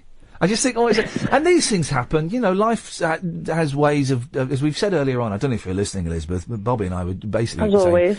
It's a bit weird, we're saying that life is rubbish. But for a 42-year-old nana or a granddad, alright, here's another one. That 55-year-old nana that had triplets. Yeah. Dirty Gertie from Number 30. Just, you see that on the papers yesterday, Elizabeth? No, I didn't, but I've heard of it. But as I say, that's nothing new to me where I live. Well, there you go. What you got for us? Well, I was just a bit concerned because everyone seems to be going on about death tonight. Yeah, well, I was just a bit concerned. Go on then. Why are you concerned about it? It's going to happen. This is the thing. It's actually going to happen to us, Elizabeth. One day, I'm going to be dead. One day, you're going to be dead. Yeah, I know, but I don't know. Have you had a Chinese tonight? I have had a Chinese tonight, yes. Why? I'm not following the chain of thought there. Because if you've had a Chinese, normally you're a bit more happy. She's not wrong there. Oh, I don't know. You didn't have a starter. It didn't have a starter. It's been a long old... Do you know what, Elizabeth? It's been a long old day today, and I had a bit of a migraine, and there's lots of things going on, and it's all kind of just sat on my head at the moment, Well, don't be sad. I can be your PA. I know you like Red Bush tea. I can make you Red Bush tea, and I can make Kath approve as well. Oh, nice. But hang on. Well, let's not encourage this kind of behaviour, Catherine. Why? It saves me a job. No. Speaking of which, there's our tea bags are in the Elizabeth. They're in the pigeonhole. No, Yes, don't encourage people coming to this building to hang out. She doesn't have to come in. We could just leave it outside. No, I mean you're too far away, aren't you, Elizabeth? For now. Oh. See, you see, that's the mind of a psychopath. I am moving back to London, but not just. Is it in the next 2 years? Yes. Oh. Nuts. Never mind. I'm not thirsty anymore. How do you feel about Liverpool, Ian? We could move there. I have only... Here's the thing, right? I'm going to Liverpool, August the... I'm coming up to Liverpool, Elizabeth! Don't! Oh, why? Oh, London's better. Don't tell anyone. August... I'm only coming up for one night. I'm taking the night off here, August the 30th. I'm going to the... it's the Beatles Yeah, festival. well, I'm not going for the whole Beatles festival because it would involve taking many days off work, and tickets are about £600 for the whole thing. You can stick that. But I'm going to the Cavern, not the real Cavern. You lot. I'm going to go and see one of the Monkeys. One of the Monkeys is performing at the Cavern. Is it, Yeah. Mickey? Why not? Is it Talk? No, it's Mickey. Oh. There we go, you see. So so I'll probably bump into you. I tell you what. Well, hit me up and I'll take you to George Harrison's house where he was brought up because it's round the corner from mine. I'll tell you what I'll do. I'll meet you at the McDonald's in Liverpool around about lunchtime. Is right. Brilliant. See you there. Fantastic. That's a date. That's a date. See, McDonald's around about lunchtime. And I've never done, and this is what I'm going to do. What I'm probably going to do is drive up there after the show on the 29th. Yeah. Because I've been to Liverpool a couple of times, very, very briefly, just driven through, or been to see a friend for a couple of hours and driven through, or did some filming there once. But I've never done the Beatles tours. I want to go and do the Beatles tours. I want to go and see I want to go and see Penny Lane, and I want to go for a ride in the Yellow Submarine. I want to do all of that stuff that you can do there. Yeah. But actually, now I'm saying that, all that stuff probably closed because there's a big Beatles festival on, and there'll be... Well, or it'll be unclosed, as unclosed as you can get. Could be open. Could be wide open. Could be open. As a Mancunian, I was always brought up to be begrudging of Liverpool and to not trust Scousers. It's people like Elizabeth. I can understand why. why. About 2 years ago, I broke the duck and went... Sorry, is that a euphemism? Yeah, I went to Liverpool for the first time. Did you have to go to the hospital? No, in my life. And it was a good night. Or as they say there, a good night. With an S on the end. 0844 499 or 1000. Things to do in Liverpool, please. Zoe's on the line. Good evening, Zoe. Hi, Ian. How you doing? It can't work every night. No, but I've got a little game up my sleeve. I thought it might sort of cheer you up a bit. I'm now watching this low-speed car chase that's happening live in South Los Angeles. Oh, that car's gonna ram it. It's gonna ram it. No, they're gonna have a chat through the window. This is weird. It's a car with the top down, a convertible, and it's driving really, really slowly through what looks like a residential district. People have come out. He stopped! Well, go and arrest him. Sounds like a commute. Well, and it's just ended. There we go. I know people are overtaking it. That's hardly a chase, is it? He's getting out. Now the fella's getting out. He's on the phone. I bet, you know he's going to be on the phone. It's his mum. Do you remember when we had the London riots, or the riots all across the country? And, there's this, fella was like looting a shop or something, and his mum saw him on TV. Went and got him, didn't she? And went and got him and gave him a right clap. He got mum done. He got mum done. Look, everybody's, they just sat, I don't know what's going on. Anyway, yes! Zoe, go. Well, I wondered, with all this sort of Panama chat, which is a bit boring on the news, I wondered if we could have a game of pan poker. Pan poker? Oh. Well, like lock poker, but pan poker. Beautiful. I tell you what we'll do. We're going to take an ad break, and then we're going to do it. Is that okay? That sounds great. Zoe, nice one. Ed, I'm going to point at you, and you are going to press the ad. We're going to go to the adverts now. Right, okay, so we're playing pan poker. Zoe, you go first. I'm going to go with pancake. Pan pipe. Panda. Pantomime. Pandemic. Chip pan. Oh, I think Kath's got a list going on there. No. Have you written some down? I've scribbled some down that I thought of. Oh, no, thank you. No, thank you. I just remember him. They're in my head. I thought of them. Go on. Peter pan. Saucepan. Oh, you've got my list! Yeah, I'm reading. I've got your list in front of me. I'm not reading it. Pandemic. I've done that. You're out. Oh! She's out. But you're replaced by Rob. Rob, good evening, Rob. Pantaloons. Pantaloons. Excellent. Straight in there, Zoe. Away you go. Pan's people. Pan's people. Oh, yeah, okay. I'll give you that one. Okay. Pants. Panorama. Hang on. Well, hang on a minute. Just calm down, Zoe. Now you've got loads. Go on. Go on, Rob. Panorama. Yep. Pan pipes. Oh, hang on a minute. Sorry. We've had pan pipes. Oh. We've had pan pipes. You're out. Am I out? Yeah. Oh, no. This is me and Rob. Mano. A mano. Pansexual. Why are you laughing at that? You're not allowed to laugh at that. That's a hate crime. Hate crime. You're a hate crime. Pandora. Whoa. Hang on a minute. I can't. Hang on a minute. I'm trying to get rid of the audio of this thing. There we go. Pandemonium. Panther from Gladiators. Whoa.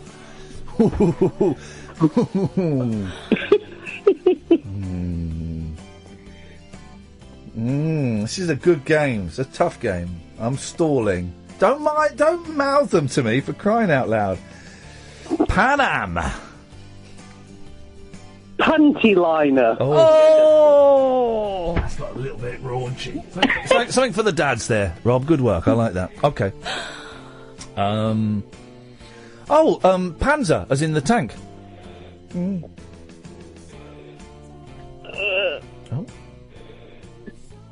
Oh.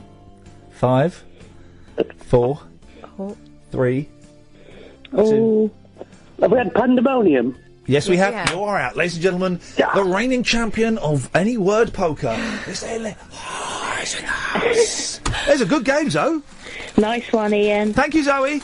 Take care, bye. Tatty bye. Yes, Rob.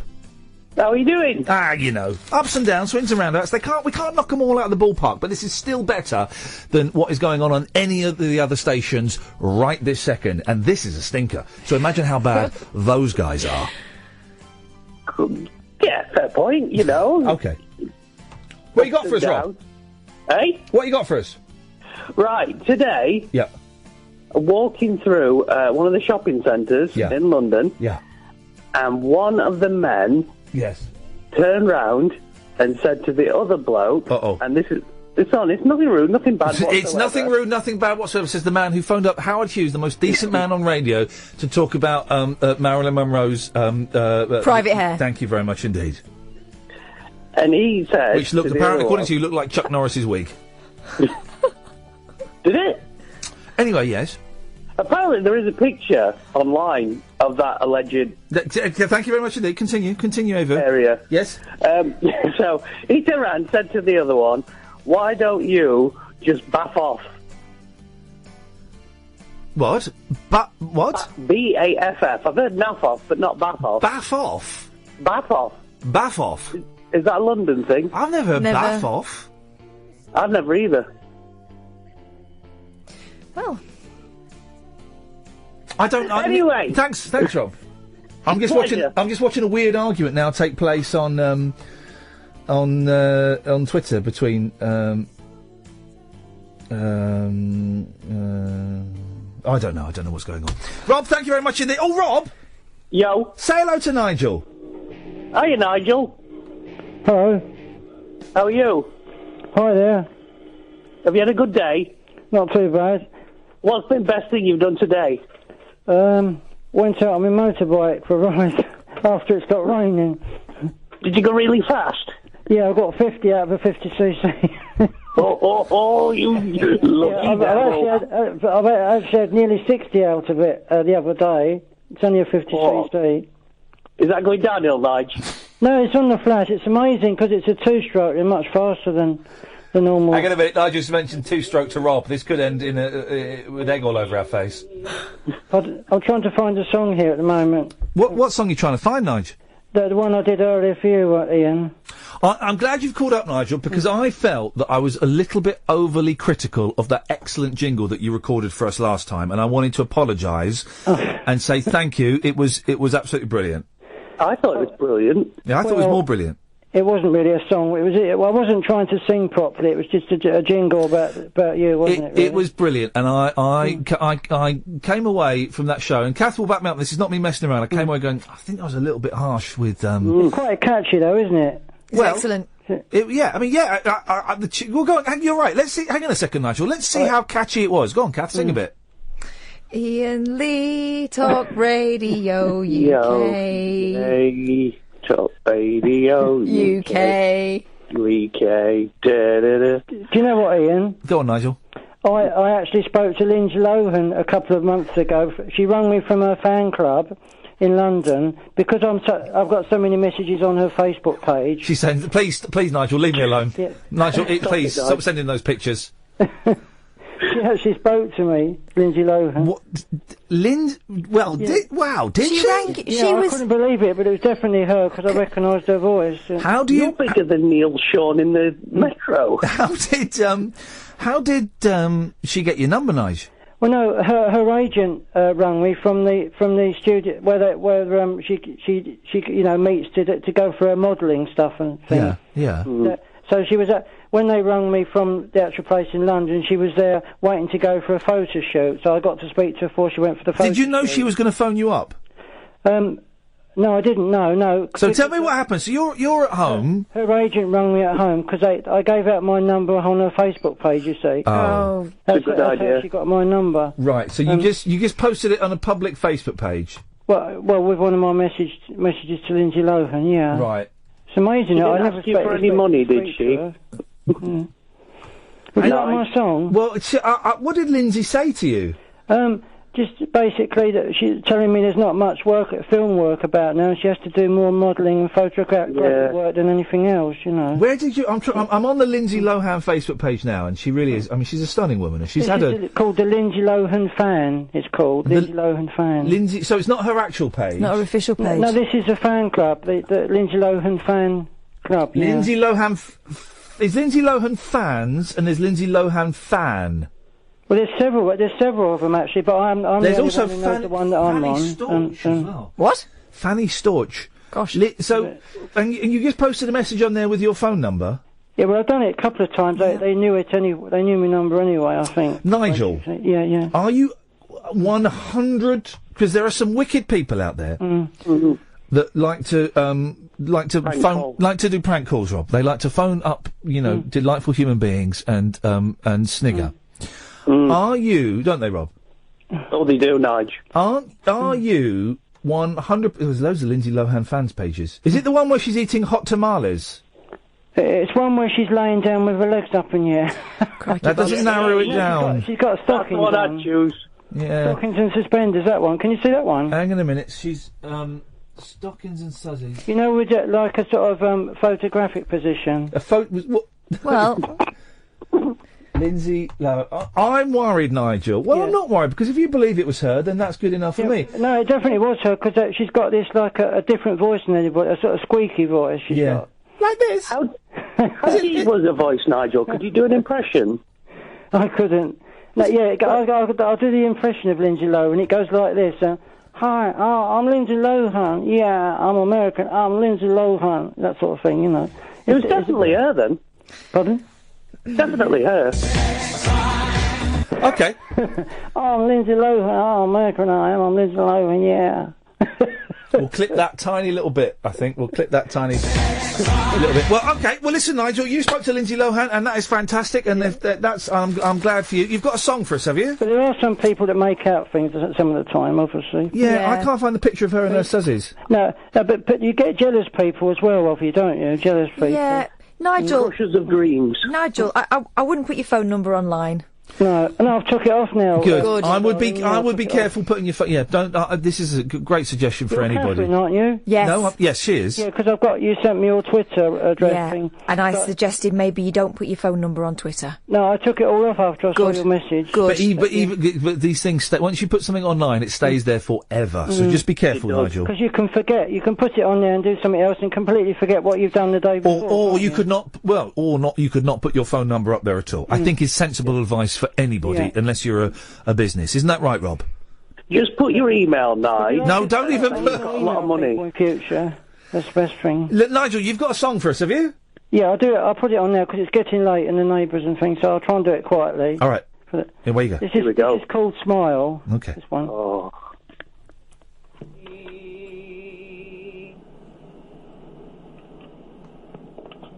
Nigel? Oh. Nigel? This is where the fog You're machine listening plays. to the Iain Lee show on Radio Talk UK. No. See, it's good, though. Well, Talk Radio UK. Thank you. Do it live. Hi, you're listening to the Iain Lee show, Talk Radio UK. Doing it quietly because of the neighbours. Are you doing this live, Nigel? Smile, though your heart is aching. He's not bad. Smile, even though it's breaking. Though the clouds interesting military beats he's gone for. Sky, he's not you'll bad. Get by if you smile through your tears and sorrow. Smile, and maybe tomorrow you'll see the sun come shining through. For you just light up your face with gladness, hide any trace of sadness. Although a tear may be ever so near, that's the time you must keep on trying. Smile, what's the use of crying? You'll find that life is still worthwhile if you just smile. It's on speakerphone, so I can't speak over it. There we go, Nigel. Hello? Excellent stuff. All right. It was great, and I don't think. I tell you what we'll do. We're going to. It's a yes from me, Nigel. You're through to the next round. Let's go over to Amanda Holden. Okay. Nigel, you look like a pop star. You sound like a pop star. You're through to boot camp. And let's go to Louis Walsh. Louis. Nigel, I'm not going to buy aftershave anymore. I'm just going to let ladies listen to that, and babies will be born. Nigel, thanks, mate. You're a good sport. Thank you, Rob. Ta-ta. 08444991000. 08444991000. After midnight, we will play the answer phone messages. There's loads of them. Thank you very much, everybody who's left a message. In fact, I'm not going to give out the number on the show. If you download tonight's podcast when it comes out about 1:15, 1:30, we've got the phone number in there. We've deliberately included the phone number in there, so it'll be you can give us a call there. Dave's on the line. Good evening, Dave. Evening, Ian. How's it going? You know what, man? Tonight, I was just saying to the people on Periscope, I feel I'm letting people down a little bit. It's not a bad show by any stretch of the imagination, but we've just had 3 really, really strong shows in a row, and so today feels a little bit flat, and I had a bit migraine today, and there's all kinds of stuff going on, and I'm distracted, Dave. The last 3 days I've been really focused on doing this, and today my mind is elsewhere, and it's not... You just wanted me to say I'm okay, didn't you? I mean, I don't really mind. Personally, I think the show's going great, especially after that angelic chorus. I do feel sorry for Nigel. I mean, was it Lindsay Lohan that called him? Who knows? Maybe it was. Brian Wilson from the Beach Boys once actually called me at my home. That's a true story, and I was in floods of tears afterwards because of the shock. Was it Lindsay Lohan? Let's say it was. Let's say it was, and let's also say to everybody listening, don't put your phone number online unless you're prepared for people to call you up all times of the day and night, and sometimes be a little bit mean. There are mean people out there. But Nigel's got quite a decent voice, I think. Yeah. I might go round his house and do a little duet with him or something. He could totally have been a 60s pop star. A lot of those 60s pop stars, right, weren't very good. Gene Pitney. It's not Gene Pitney's voice. I mean, it's not a particularly... It's like my dad singing. It's not a particularly nice voice. He had some really good songs, I think. What did he do? I've said that. I'm trying to remember. Was he, I was only 24 hours from Tulsa, only one day away from your arms. That was him, wasn't it? Let's go with yes. Yeah, well, I tell you what, Dave, let's go with yes. I'm liking the vibe. What you got for us, buddy? I've got a pizza-related story for you, Ian. Oh, mate, I'm in, of course. Right, so this was a few weeks back, and I was going through a period in my life where I was ordering pizza only for myself, which, I feel is okay to do. Well, hang on, do you live with someone? Well, I do, but I was ordering just for myself. Now, when you say you live with someone, are you sharing a flat with, or a house with, friends, or with a loved partner? Neither. Well, so just with people, you share. Okay. Well, that's fine to order pizza for yourself. Then, of course, it is. Yeah, but then it got a bit weird. So I got a call from the delivery person, and I answered, and they said, "Hello, I've got the pizza for you, and outside." And I was like, "Oh, okay. Here we go. I'll just come out." And I went out and I collected the pizza, and I was like, "Thanks, mate." And he was like, "Yes, no worries. Yeah, you're welcome." And then I told him, "Have a good night," and he went, "Yeah, cheers, mate. Bye." That never happened. Yeah, it did. No, it didn't. 100% did. 100% never happened. Prove it. Go on then. Well, you prove it. You prove it didn't happen. Well, no. If we were in a court of law, the onus would be on you to prove it did happen. Why? Because. Okay. Do you want to apologise? It did happen then. It did not happen. It totally happened. It did not. It did. Did not. I couldn't make that stuff up. It's too good. Fair play, actually. He's right. It is too good to make up. Dave, that sounds like an amazing adventure. Thanks for sharing it. Yeah, you're so welcome. Cheers, man. Cheers. You put the phone down first. Don't really want to. Go on, do it. All right. In that case, I'll cut you off. Too good to make up, Id, and that's the thing. Too good to make up. But did you notice, I've just spent 4 years at the BBC, and what I'd learnt there, Id, was to really question him. I really questioned him to make sure he was telling the truth. Really got to put the screws in just to make sure. We don't put screws in this country, mate. That's torture.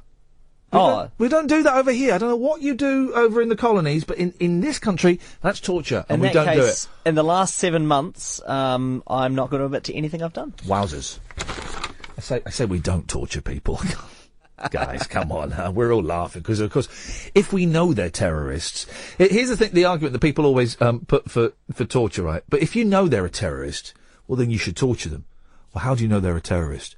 Well, yeah, but if you know... It's the same for the death penalty.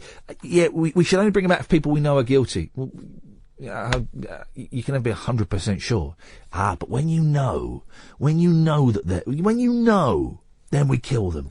Oh, wait, we're not talking about bringing back the death penalty, for crying out loud. What do you think I am, Ian Collins? 0844 499 1000 is the telephone number if you want to give us a call. You're more than welcome to. Where's my copy of the... The papers are all to cop tonight. Where's my copy of the Daily Mail? There's a sentence I didn't think I'd be saying, Mum. Oh, it's gone walkabouts. We'll find it in a bit. 0844 499 1000 is the telephone number. If you want to give us a call, then you can. There's we'll just call straight to air after midnight. Should we do that, guys? You can't see that? I got my back to the periscopers. Let me turn around. So, I am a latecomer to the world of Harry Potter, right? I remember watching the first film when it came out on DVD and thinking, well, that was rubbish. But now I've got young boys, and we got the Harry Potter books, and we started reading it, but then they wanted to get the films, of course. And so we watched the first film, and it wasn't as rubbish as I remembered it. In fact, it was all right. It wasn't brilliant, but it was all right. But we got the box set. So then we watched the second one, and the second one was brilliant.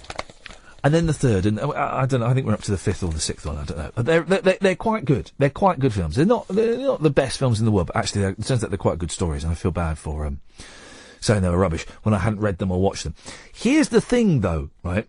J.K. Rowling, what's her name? Joanne. What does the K stand for? Anybody? Kerry? Let's say Joanne Kerry Rowling. Right. She's got money pouring out of every orifice. She won't be in the Panama Papers. Guarantee it. She loves paying tax. She said so. She loves it. She loves paying tax. But get this right, and this is insane, and I've spent a lot of money on rubbish, okay? I spent a lot of money on rubbish, including, apparently, there was on one of the antique shows today, one of the things I bought was on there. It's a spitting image doll of Mickey Dolenz. It's the head, so it's a spitting image doll of one of the monkeys, and I can't remember how much I paid for it. I think I paid about 160 quid for it, but I'm prepared to be proven wrong. But that's kind of, and I spend a fair bit in the past on monkeys. I'm obsessed with them. But in fact, I once bought a single for I think I bought a single 7-inch single. I think I spent I want to say $600 on it, US dollars. That's ridiculous. I mean, that's ridiculous. And do you know how many times I played it? Never. I've still got it in the envelope. I'm so scared of it getting damaged, or my boys drawing on it, or which they have done to some of the stuff that I've bought, or the dog chewing it up. I remember I bought a box set. It's a box set. There's only 200 of them, right? It cost a fortune, right?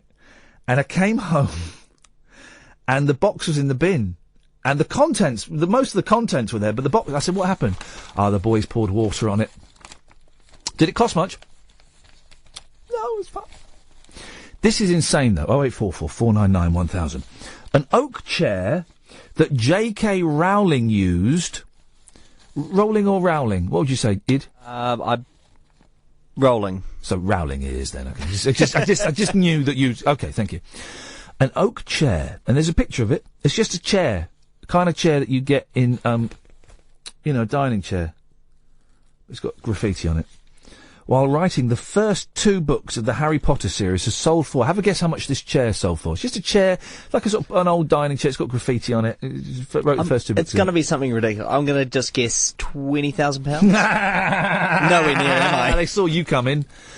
£278,000. Wow. It's the kind of chair that your nan would have, like, if she had old furniture. It's that kind of chair for around a dining table. I don't think my nan would buy a chair that expensive. Well, no, I suspect she'd have a cheaper version, as would my nan. But the 1930s chair was one of 4 mismatched chairs given for free to the then little-known writer for her council flat in Edinburgh. So it is just like a hand-me-down. Flipping it. I love J.K. Rowling. She's a genius. People knock her because of what I don't even know what her political beliefs are, whether she was in and out with Scotland, I don't know.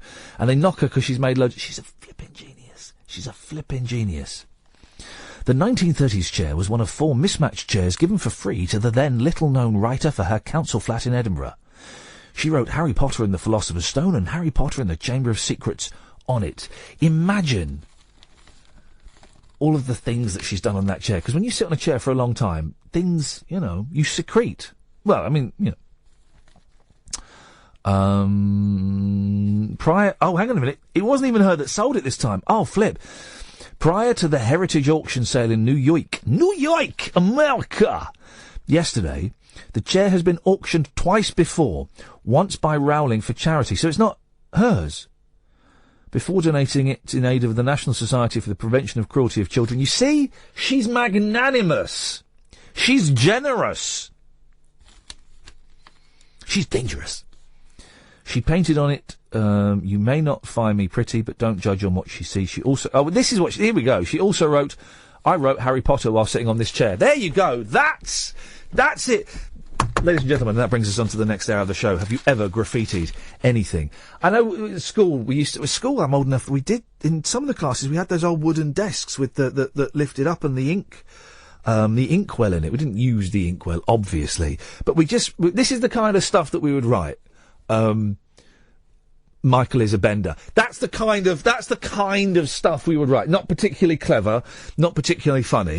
If you've ever graffitied anywhere, the only time I ever graffitied in public was on a poster of, do you remember Matt Marsden? Was his name? And he was kind of like an actor, and then he was a sort of like a pop star for about 20 minutes. And he used to go to the same college I went to, but was about 4 years, above me, and I didn't know, or 3 years, I didn't know him at all, and a lot of these stories involve me being very, very drunk, and I was very, very drunk in Kentish Town, and I saw, hang on a second, Nigel,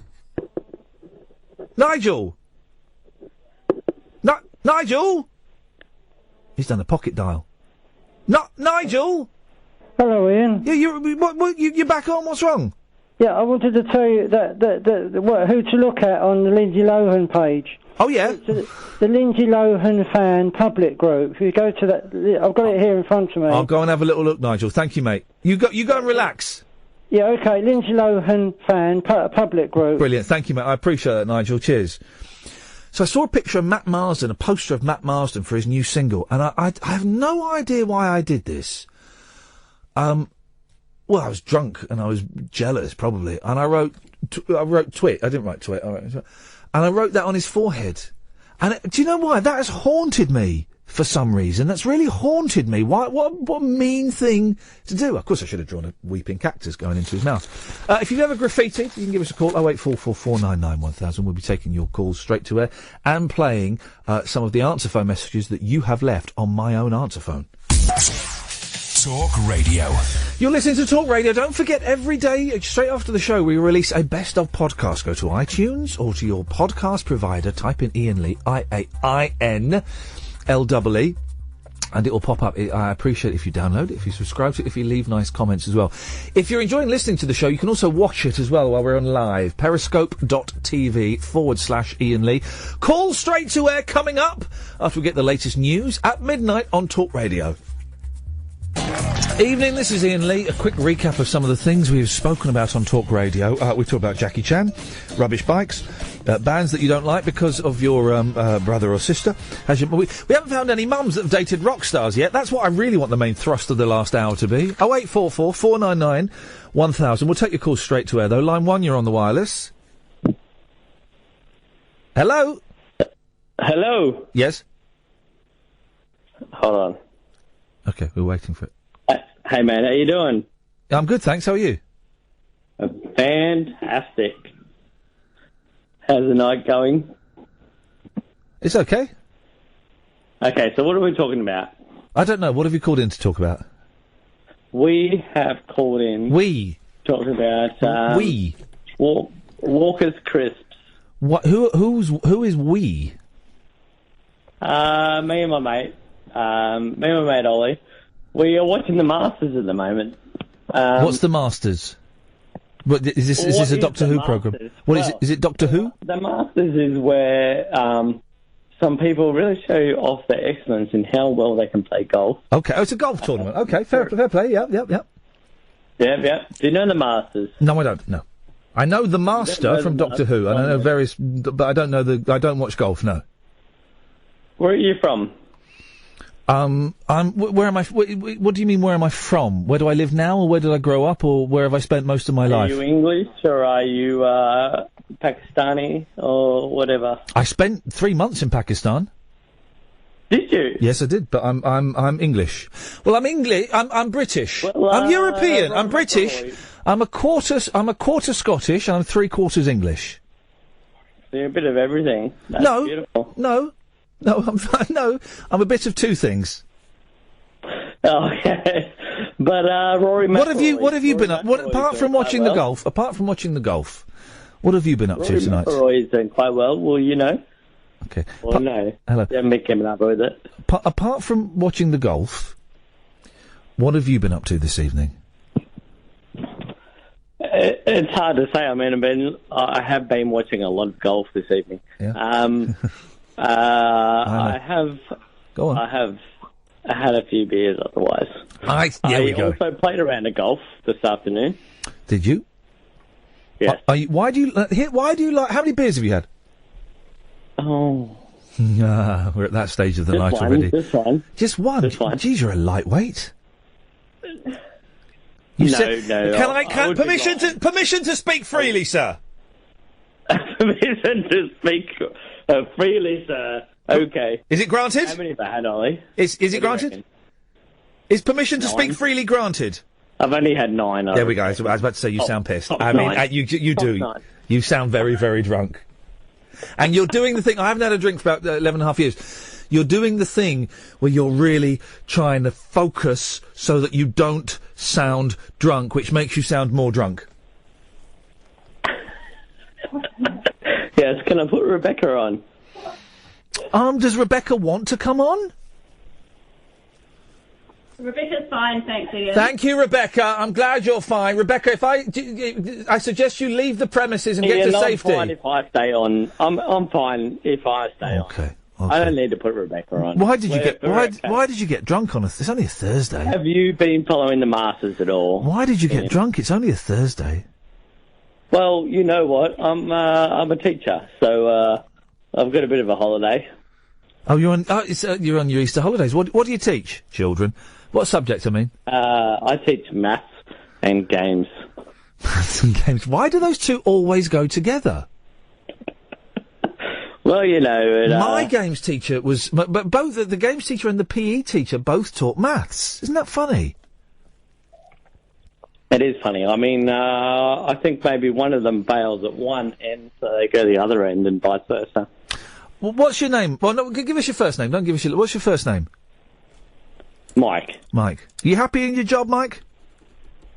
I am ecstatic. Are you really happy? I said ecstatic. Yeah. I mean, but you said it. But you said it. You said it with a tone that was either drunk, or it was you being ironic. I think you're trying to push too far on my drunkenness, but I am ecstatic. Well, I think you're trying to push too far on our patience, but. I am ecstatic. Are you? You're ecstatic. Well, I'm glad to hear it. That's good. Because we've been kind of one of the themes of the show this evening has been life sucks, man.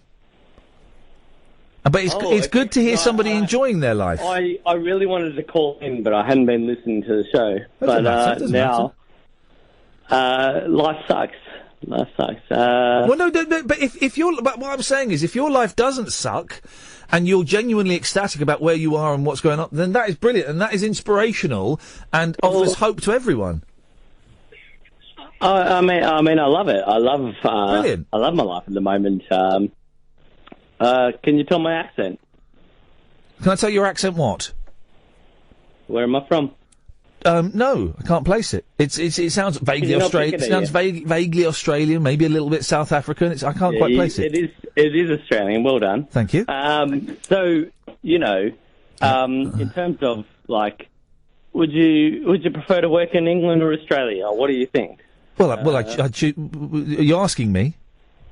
Yeah. I prefer to work in England. I mean, the commute to Australia would be insane. It would be absolutely insane. Yeah. Why would you consider it? I would consider anything if the money was enough. Australia is I've been to Australia once, actually. I was there for 5 days for work, actually. I went to work in Australia for 5 days. Did you enjoy Australia when you were there? I didn't see a lot of it. I don't remember what town I went. I went to a town for like 3 hours on the last day. Was it, Brisbane or Melbourne, or it was one of those. I wouldn't choose to go to Australia on a holiday. It doesn't appeal to me. Okay, okay. But you've come over here, and it's great you're here, and you're very, very welcome. And I'm glad you're teaching our young people how to play games and play them fairly, and how to do sums. Thank you for that. Well, mate, I really like what I do here. Good. I'm glad you're doing I think Australia's ecstatic. I mean, ecstatic. I think you should come over, Ian. I think no, it's a fantastic place. I mean, okay. I'm going to let you go now. Are you going to let me go, Ian? Yes.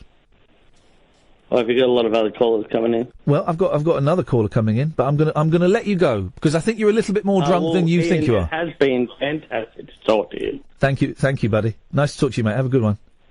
And please say hi to Ed. Look after him, Rebecca.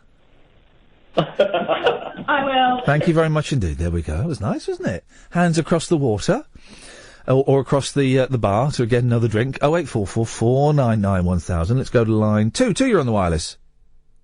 Good morning. Good morning. How are you? Ian? Yes. You were saying that you couldn't understand why PE teachers and mathematicians are the same thing. They both have to do with figures, don't they? Go on. Well, you said you couldn't understand why PE teachers and the maths teachers the same disciplines. Yeah. Why it was always those two disciplines together? It was because they're both to do with figures. Go on. I see. You mean mathematical figures and the bodily, the figure of the body. Yes. Yeah. You're getting it slowly. And by the way, Isn't it we're slowly? talking last night about the 50 Shades of Grey. There are actually 4 books, not 3. Hang on, what's what's the fourth one? The fourth one now. Again. What's the fourth one? It's a rehash of the first one, but from the man's point of view. Yes, he's written from your. Yes, I remember that coming out. It's written from his perspective. In mind, all the time I'm reading it, and I think this is a middle-aged woman who's written this book. Where the hell she got all this knowledge? She's got 2 grown-up sons, lives North London somewhere. Yeah. She's got all this knowledge about sex and everything else. I hope she hasn't been trying it all. Well, you know, there's nothing wrong with having a little bit of fun, is there? Oh, a lot of fun, actually, there. Yes, get stuck in, boy. Dennis, nice to talk to you, buddy. Take care, mate. Bye-bye. Ta-ta. 0844 499 1000 is the telephone number. We're taking your call straight to air. And as you can tell in this bit, well, for the whole show, really, and this is what the point I'm trying to get across, and it's kind of hard. Move that around a little bit. It's kind of hard to get it across. You can call in about anything. You don't need to have anything to say on this show. Line 2, you're on the wireless. Hey, how you doing? Oh, God. Yes, is this you lot again? Is this Ollie? How you going, mate? Sorry, mate. How you going? Is this Ollie? Yeah, mate. How are you? Okay. Well, why are you putting on an Australian accent? Mate, I'm not putting on an Australian accent. Okay. Why are you saying I am? Because it doesn't sound genuine. Have you got? I'm just worried that. Are you a teacher? Hang on. Are you a teacher as well? Yeah, of course I am, mate. I just worry. This is a genuine concern. That for a couple. No. Yeah, seriously. No, go on. seriously, I will. Thank you.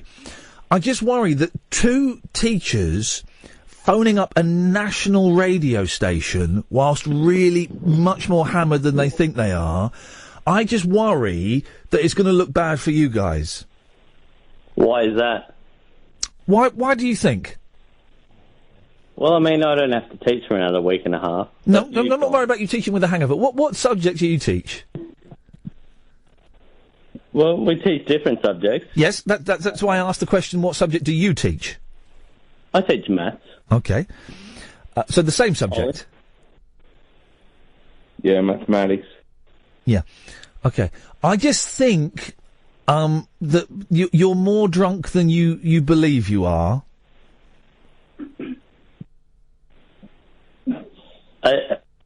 I don't know what you're trying to say, Ian. I'm not trying to say anything. I'm saying it. I'm saying you're more drunk than you think you are, and I'm just worried that. Imagine how old are the kids that you teach? Tomorrow. How old are the kids that you teach? Well, I'd say there'd be ages vary. I'd say there'd be student ages, mate. Student ages, yeah. But what kind of school do you teach in? Is it a primary school, a middle school, a secondary school? What is it? Why does that matter? Because I'm just wondering, and I'm surprised that you've not considered this, that if the pupils are old enough to be listening to this, and they record this, and they play it during your lessons, or to your head teacher. So be it, mate. So be it. Yeah. And you think that would be okay, do you? Ian, are you saying we shouldn't actually call this show? I'm just saying. And as in. Yeah. I'm just saying. If I was a drunk, is there a identity? Now I'm getting worried because they've got no manners. And they're teaching our kids. They're supposed to be setting an example to our kids. No, I'm just trying to ask Ian. Are you, I'm calling your show. No, I'm trying to call your show. I'm trying to answer, and now I'm getting worried. I always thought teachers were good. But you're teaching young people, and it terrifies me. It genuinely terrifies me. This is a laugh of fear and of sadness. No, I just wonder. No, there we go again. There goes the rudeness again.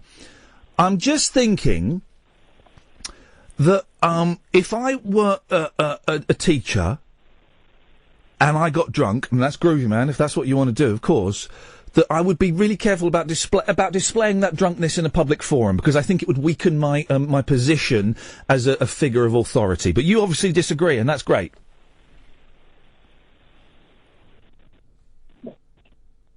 So are you trying to say that in my time when I'm not teaching, I shouldn't be allowed to drink alcohol? Well, no, I'm trying to say exactly what I just said.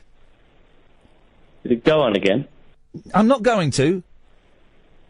You're saying that because I'm a teacher, I shouldn't be allowed to drink alcohol. Not what I said at all. In fact, that if you'd actually listened to the words that I'd said, this is why I love late night radio. We're in, guys. If you'd actually listened to the words I said, you'd have heard that was not what I was saying at all. And that's part of the reason why. And repeat it, because that's. I'm not going to repeat it, and it worries me that you as a teacher that should be listening to our young people, you're making a phone call and you can't even listen to what I'm saying and take it in. Ian, can I say one thing before I go off radio? Yeah, I warn you, I've got a 7-second delay, so if it's a swear word, I can dump it. No, it's not going to be. Beautiful, and then you can say whatever you want, fella. Go on. It really upsets me that you really struggle to get any callers onto a radio station. Well, I can't speak for like that to me. I can't speak for the rest of the radio station, but this show does all right, mate. But thank you for your concern. I'm sure it does. Of course. Bye. Okay, thanks a lot. Now I'm worried about teachers. Blimey. 0844 499 1000, taking calls straight to air. Anyone can call in, but whatever state of mind. Is it, and this is a genuine question, because you won't have ever experienced this, and I have before, is it a full moon tonight? I don't think so. Shall I go and check? What do you know? I don't mean look out the window. How do we know? Well, there must be a website, full moon. Are you asking me because I'm a woman? Somehow I'm more in tune. Well, you'd be on your period. Well, I'm not, so. Well, have a look. Find out, because if it's a full moon, honestly, and this is a weird thing. I've noticed it.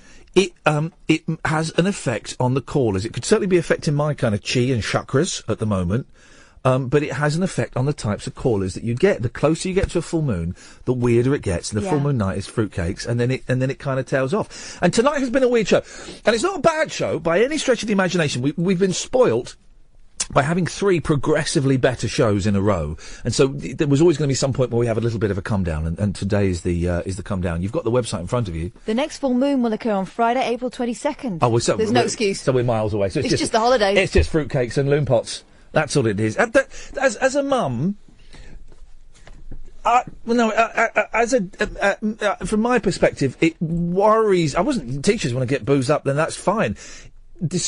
Public displays of drunkenness from people who are supposed to be in authority, and then the rudeness that comes from generally comes from being drunk. It doesn't mean they are rude people, but the more out of it we get on drugs or alcohol, generally the ruder we get. Generally, not always, but the rudeness that comes from that and the lack of ability to listen to a conversation in public from a teacher, it does make me uncomfortable. I suspect Rebecca was the measure of what was going on there, Yes, don't you? I suspect so. Let's go to line 6. Line 6, you're on the wireless.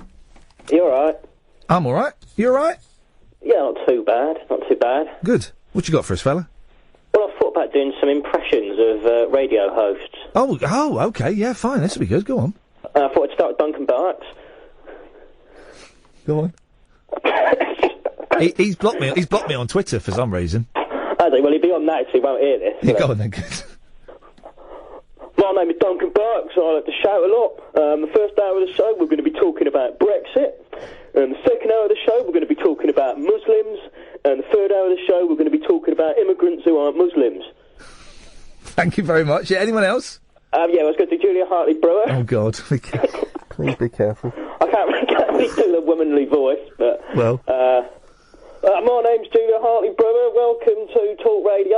If you disagree with me, you can give me a call on 0844... Hang on, what's the point of this? No one ever rings this bloody show, do they? Oh, I'm sort of out now. Yeah, I'm going to get told off now. Do you want to do one more? Well, you give me someone, I'll tell you if I know them, and then I'll try and do the impression. Oh, I'll tell you what. All right, James O'Brien. Oh, I don't like him. He just interrupts you, doesn't he, all the time. I don't, if you start me off on him, I'll go on a right rant. All right. Okay. Put up... no, I'm not going to say Paul Ross, because I'm going to be careful. I like Paul Ross. Yeah. Ross is all right. No, okay. Ian Collins. His show's called The Whole Show, innit? It's a load of rubbish, but... Thank you very much indeed. 0844 499 1000. We also have an answer phone machine that you can call. It's not a machine, you know, it's one of those things where that clicks and tape goes round.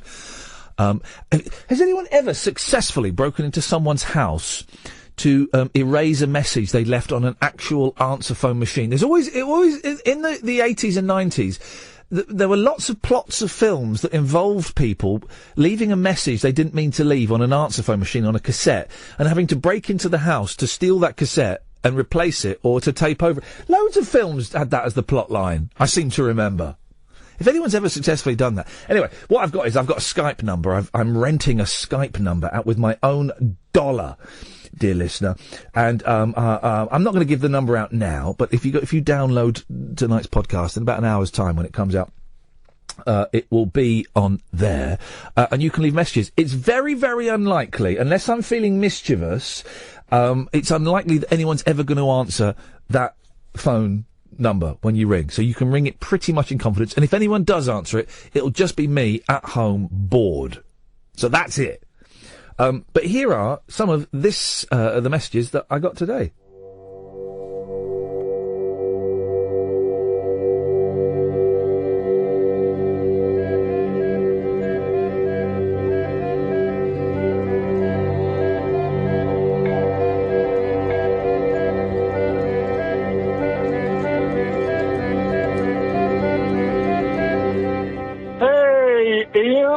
David Hasselhoff here. I'm just taking time out from filming my brand new movie, Action Taught Us 2. And I'm about to eat a Cornish pasty with a side portion of peas. Kit, get me out of here!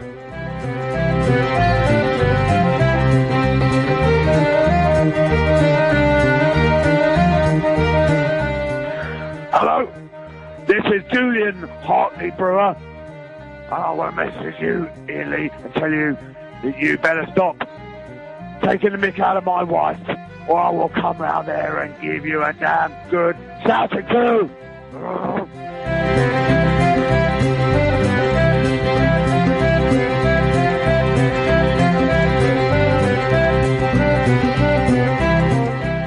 You're my honey bunch sugar plum, plummy yummy yumkin. You're my sweetie pie.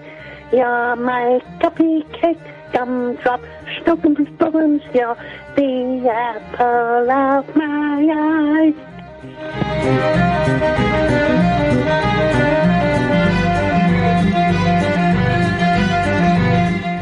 Call Iain Lee, show on talk radio. Call Iain Lee, show on Talk Radio. Monday, Tuesday, Wednesday, Thursday, Friday. Monday, Tuesday, Wednesday, Thursday, Friday on DAB Wave. Oh, Iain Lee. Show on Talk Radio. Iain Lee.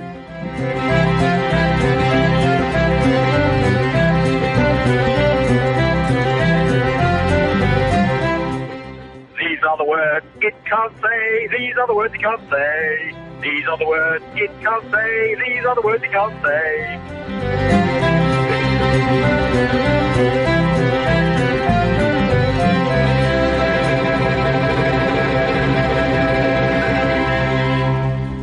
And that was the end of today's on-the-phone message. If you want the number, it's in the podcast, today's podcast. I think the internet's gone down, guys, because the Periscope has stopped. There's no great loss. We got most of, we got a good chunk of the show.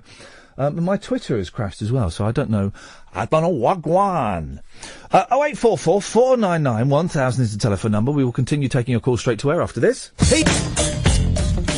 Yes, I don't quite know what, maybe I've used up all of, Talk Radio's, data allowance. The internet, like Kim Kardashian. I think I broke the internet. I'm turning my computer off and on again, as it often works. Turning my phone off and on again. Sorry if you were watching on Periscope, guys. It's an experiment that's, you know, we'll see how it goes. I know lots of you were enjoying that. I'll see if I can get it back up again, but maybe we should try again tomorrow night. Is a phrase that I've often said. Call straight to air 0844 499 1000. You do have to be so careful these days. Well, I'm so glad that Twitter and Facebook and MySpace, flipping out, that's odd, didn't exist when I used to get drunk and partay. None of those things existed at all. So there are and we didn't have cameras in our phones. So there are very few pictures of me drunk or, you know, off my mash or any of that stuff. And I'm very lucky because I would have been a car crash. Mm-hmm. I would have been a car crash. Bad enough when your mates used to tell you what you'd done the next day. Yeah, exactly. It would have been absolutely awful. But well, I'm glad that never happened. Just poor Rebecca. I do feel for her. Oh, why? She was loving it. She was part of it. No. I think she... well, she was there. She was distancing herself physically from the whole thing. I don't know how distancing she was being from it. Let's go to line 1. You're on the wireless. Hello, mate. Hello, mate. So we're talking about burglars breaking into houses. Right. You're the gentleman that I spoke to just a minute ago, are you? No, I don't know what you're talking about. Okay, who are you? Jason. Okay, you're not, are you, Mike? Sorry, I'm Jason. I don't know what you're talking about. Okay, you do. Is Mike there? Sorry, I'm really upset about this phone call. What are you doing? I don't know. Hello? Hello, who's that? It's Jan. Hello, Jan, you're right, Jan. Yeah, I'm fine. Couple of things. Go on, Jan. I was going to ask you whether you've seen the Eddie the Eagle film. No, I've seen the trailer for it about a dozen times. I've been to the cinema a lot recently. I've been spending a lot of time in the cinema, and I've seen the trailer for it, and it just. Have you seen it then? Yeah, I saw it tonight. Did you like it? I liked it, but I felt it was a little bit hollow. Much like Eddie the Eagle himself. Was it funny at all? Was it what? Was it funny? I feel that I've seen all the funny bits in it in the trailer. I think you probably have. Yeah. I mean, it wasn't, there wasn't any real sort of raucous laughter bits in it. Yeah. And, I mean, to be perfectly frank with you, I was only interested because that Hugh Jackman was in it. Yep.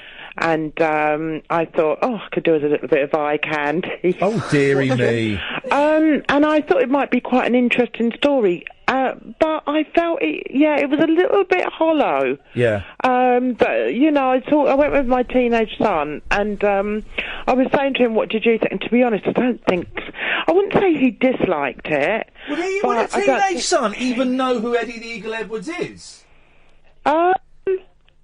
Probably not. Yeah, actually. I know, because it's one of those things that was and I've met Eddie, I've worked with Eddie, I think I filmed I think I went ice skating with him for Watchdog, those crazy BBC producers!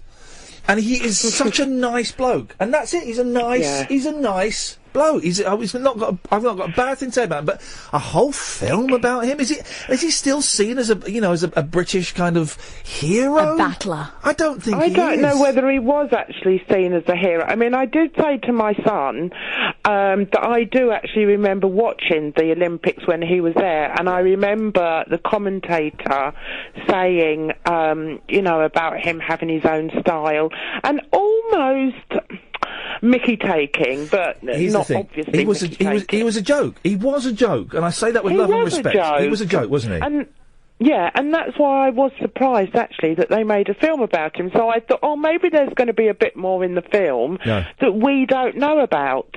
And there wasn't really. I mean, throughout the whole film, it was mainly just him and Hugh Jackman. There were very few other cast members, and I don't know, I just feel that they could have sort of made it a bit meatier. I mean, you didn't learn anything about his childhood, really. You didn't learn about how he got on at school, if he had any friends at school. And there was one thing that is fairly obvious, very obvious actually in the film, is that he's obviously, I would say, on the Asperger's spectrum. I don't know. Well, that's the suggestion in the film. I don't know if there's or not, possibly, but it's just a whole film, and I knew this film was coming, and I've seen the trailer so often, and it's just no. It's not really about Eddie the Eagle, though, is it? It's kind of Cool Runnings rebooted. It is, though. It's about a plucky underdog, people you don't expect to, do something, doing something. And I don't know whether, if you're going in there expecting some sort of documentary about Eddie the Eagle, you're going to be disappointed. No, you're absolutely right there, because I don't feel that I've learned anything about him tonight. No. Which is a shame, because I like documentaries about people. Oh, it's not a documentary! Come on! I mean, I don't know. I haven't actually done any research on it, so I don't know what he feels about the film. But, I mean, the very first thing, they show him in calipers, and I thought, I didn't realise he was disabled. Yeah, he had a troubled childhood. But then they took the calipers off. Yeah. But that's all you saw, really, about his childhood, and I would have liked to have known a bit more. I bet he's written a book. Are you a fan of autobiographies, Jan? Yeah, I am. I bet he's written the book. I'm quite often disappointed about them. Yeah. Yeah, I've read quite a lot of autobiographies. I'm quite. So it's a thumbs down from you. Well, yeah. Just going to shake in a hand. She's too nice to put her thumbs down. The other thing I wanted to talk about, before you cut me off, is I worked in education for 8 years, and teachers are a very strange group of people. Were you a dinner lady? Trust me. Were you a dinner lady, Jan? Jan, were you a dinner lady? Oh, no, I wasn't a dinner lady. Goodness gracious, no. Hey, my mum was a dinner lady. I used to work with, I used to work with kids with learning difficulties. Oh, okay. Serving them dinner. The secondary sector. Can't hear you very well, actually. Because you got your radio on. Listen, when you call in again, Jan, turn your radio off. It makes things a little bit easier. We'll indulge this. We'll indulge this a bit more, but then we'll kind of let. Oh, they've gone. They put the phone down. Okay, that's fair enough. Periscope is back up. The internet went down. We've had to go to the guest backup. There's TalkSport guest, and TalkSport guest backup. Crikey. So maybe I did use up all their data. Is that possible? Yeah. Is it? I don't think they've accounted for very much. Oh, really? Maybe. Oh, blimey. Maybe they didn't reckon with us doing stuff like this. Oh, can you check for tomorrow then? Yeah, to find out whether... I'll ask whether we broke their internet. Struth. So, Ben Spencer, the medical correspondent in the Daily Mail, suggests that there'll be labels to tell you how much exercise will burn off food. Oh, flipping heck. Now, I'm getting a little bit porky at the moment, right? But you know why? Oh, because I'm on these meds and I'm eating a lot, just eating sweets. They make me hungry and make me hungry for chocolate and crisps and sweets. But you know it's a phase and it'll balance out. Well, this might be it. Maybe I'm meant to be a fat man. Like I'm meant to have a beard, maybe I'm meant to be a fat man. I don't think so. That's possibly possibly it. So they're going to, but this is insane, right? To burn off, here's some of the figures. To burn off 3 custard creams, 0844 499 1000 by the way. Gosh, they're not even very big biscuits. To burn off 3 custard creams, how long would you have to walk for? Brisk walk. 20 minutes? 39 minutes. What? Or run for 24 minutes. That's 3 custard creams. I'll have that on the way to the fridge to get the chocolate out, and then I'll have that on the way back from the fridge. That's 6. Could you not jog to the fridge? Well, I suppose I could. A large latte. Don't have coffee anymore, so don't bother me. 27 minutes wrist walk. Gosh. Hang on a minute. To burn off an apple, why would you want to burn off an apple? Why would you want to burn off an apple, line 1? Hello. Hello, line 1.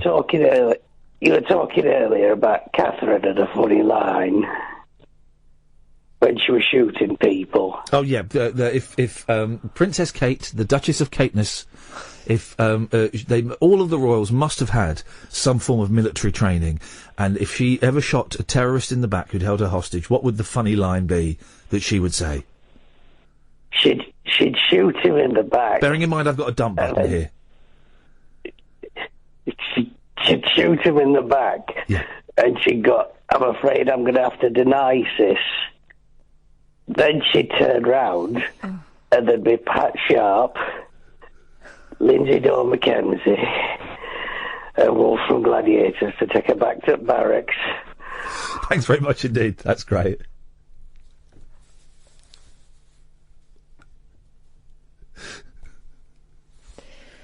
Have I really used up all their internet? I think you might have. Have they got a limit on it then? Surely they've just. I don't know. What are you asking me for? Because you're your mum. I'm not. But you genuinely think I have? Is that what Ed told you? No. Oh, so I have to ask Ed, do I? He's got glasses. He obviously knows computers. You know, Ed, have I used up all the Wi-Fi? I don't know if there's a limit on the Wi-Fi. It probably just dropped for a second and... No, it's not. It's not. The TalkSport guest is gone. It's gone? I'm on TalkSport guest backup. Have you tried turning the guest off and on? Have you seen me leave the studio, buddy? What is he? I'm just deploying my standard IT response. I'm going to deploy my fist in your face. If I was a violent man, right, I would. When I beat people up, I'd be very, very funny about it. Would you? I would. Well, that was a funny. Do you have lines? That was a funny line. Yeah. I'll deploy my fist in your face in a minute. It was good. And then I'd literally be smashing him in the face. Well, the glasses would crumple and glass would get in his eyes and his teeth would break. But we'd be laughing. No. Well, I'd be laughing until your fist actually hit my face. Yeah. And I'd be a bit upset. Then you'd be crying. Yeah. But and I'd be saying, leave it, boys. This isn't worth it. It's just the Wi-Fi. And then I'd say, Wi-Fi, not me hit. Wi-Fi, not me. Wi-Fi, me not hit him. What? It's sort of like Chinesey. Yeah. Wi-Fi, me not hit him. Which I think is actually Chinese. Wi-Fi, me not hit him. Wow. I'm glad we didn't get to that stage because that was a really. Yeah, we're not going to get. We're not going to get to that stage.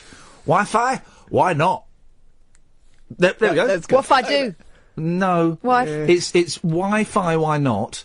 Followed by Wi-Fi, me not hit him. Wow. 0844 499 1000. Evening, dear listener. Iain Lee, Talk Radio. The last 15 minutes of the show. If you want to call, it's call straight to air. So I'm going to sit here talking to myself. You can call in about anything you want, really, and I don't mind what kind of state you are in. You know, we've had some drunk Aussie teachers on, and it's kind of fine. Well, it is fine. Of course, it's fine, but I haven't had a drink for a long time now, and I tend not to hang out with people who drink. And the few times I do, I am reminded of like really drunk people are really boring. They're really boring.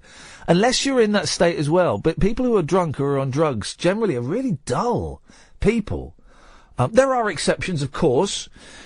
But if you're completely straight and you're watching these people like this, and it's boring. And I think back to the times I was drunk and think, God, how boring must I have been? But you can give us a call and we'll see how we get on. We'll kind of play it by ear. How's about that? 0844 499 1000 is the telephone number. Line 2's on the wireless. Yes, line 2. Yo, Ian, how you doing? I'm alright, mate. What you got? Good. I've got a poem for you. Do you want to hear it? Oh, yeah, I'd love a poem. Yeah, go on. Oh, no, hang on. I hate poetry on the radio. I hate poetry on the radio, but... Yeah, go on. Yeah, there's many things you've changed. There is. I'm trying to about for you, the show, and everything. Yes, I'm trying to be more embracing of life, even though it sucks. But let's go. Go on. All right, here we go. Right. Excuse me. Ian's back on the wireless from 10 until 1. Every weeknight, the weekends he's gone. Back to his house with his family, what joy. The other two members and, of course, Astro Boy. Yep. Ian is king, he's the star of the show. Oh. He's aged just a bit, and that beard has to go. Beards are for purpose, he wants to declare. Pants must be worn and chins must be bare. So now he's unkempt and he doesn't look neat. He's still off to booze, but now he eats meat. He's had a haircut and he thinks he looks cool, trying to look like the bloke in Deadpool. This is good! But Ian's not solo on this escapade. Oh. There in the back is his boy and his maid. One's from Loop North and one's from Deep South. First let's talk of the one with the mouth. It's nice that he bought Cass to his new home, but how do you spell Stockholm Syndrome? Salford's own Petty Hurst, there goes our poor Cass, cackling away with her dirty laugh. Producing the show and queuing each caller, a better co-host than little Kate Lawler. Oh well. Trying her best but not down in the dumps, and bullying Id for his pineapple lumps. There through the glass, it's a chap who's called Id. He's from South Australia, also Ian Sid. He doesn't have cats, and he doesn't have pups. And his favourite food is haddock and chops. I couldn't get fish to rhyme, so... So, hang on, I'm not finished yet. Oh, blimey, all right. It's like Homer's Odyssey. Yeah, go on. So there's no Eloise back doing the pod, and no Grumpy David swinging, thank God. Oh, thank God for that. Agent Chris has departed to some other place, and Pilton's too big, now he's a face. Yep. Barry still calls, as does Caddick and Rob. Which, let's be honest, is a bloody good job, because without a bonnet, the show would be lame. Hey, what? Too many summoners with calls out of time. What? But never forget who's the man of the hour. Sodcastle Grayskull, Iain Lee has the power! Ladies and gentlemen, thank you very much indeed. It's appreciated. I'm not a fan of poetry, but that was very, very funny. It made me laugh a lot. Anyway, it doesn't matter. Let's go to line 2. You're on the wireless.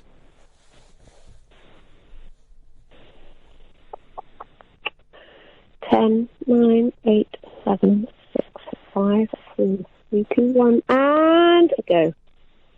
Go on then. Hi, Ian. Hi there, countdown lady.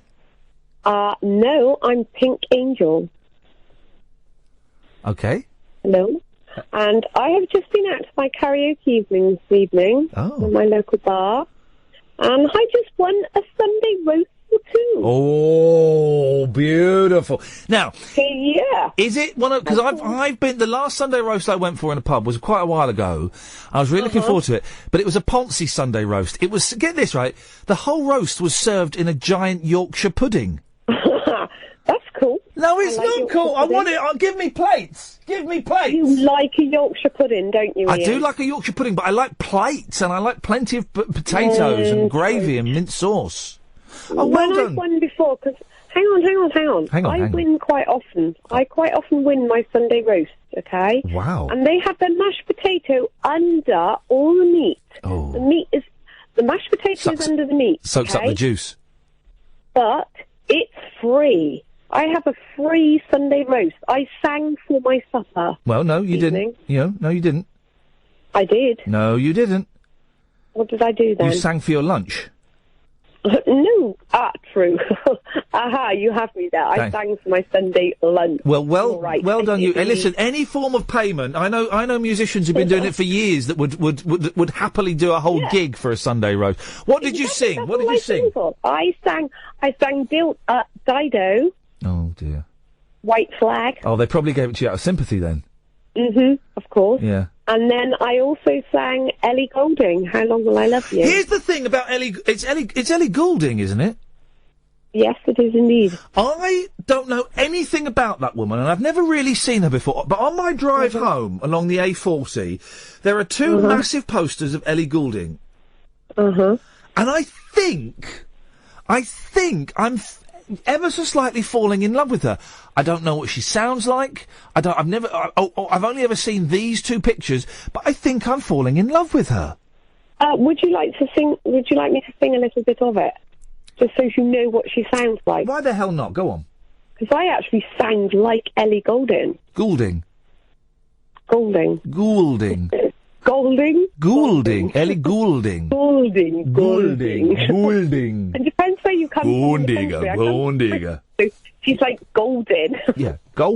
Ellie Goulding. R. Golden. Ellie R. Golden. Goulding. R. Ellie. Yeah, sing. RL. Sing. Indeed. How long will I love you?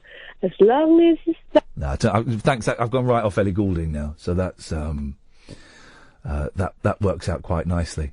0844 499 1000 is the telephone number if you want to give us a call. Call straight to air. We'll have no more poetry.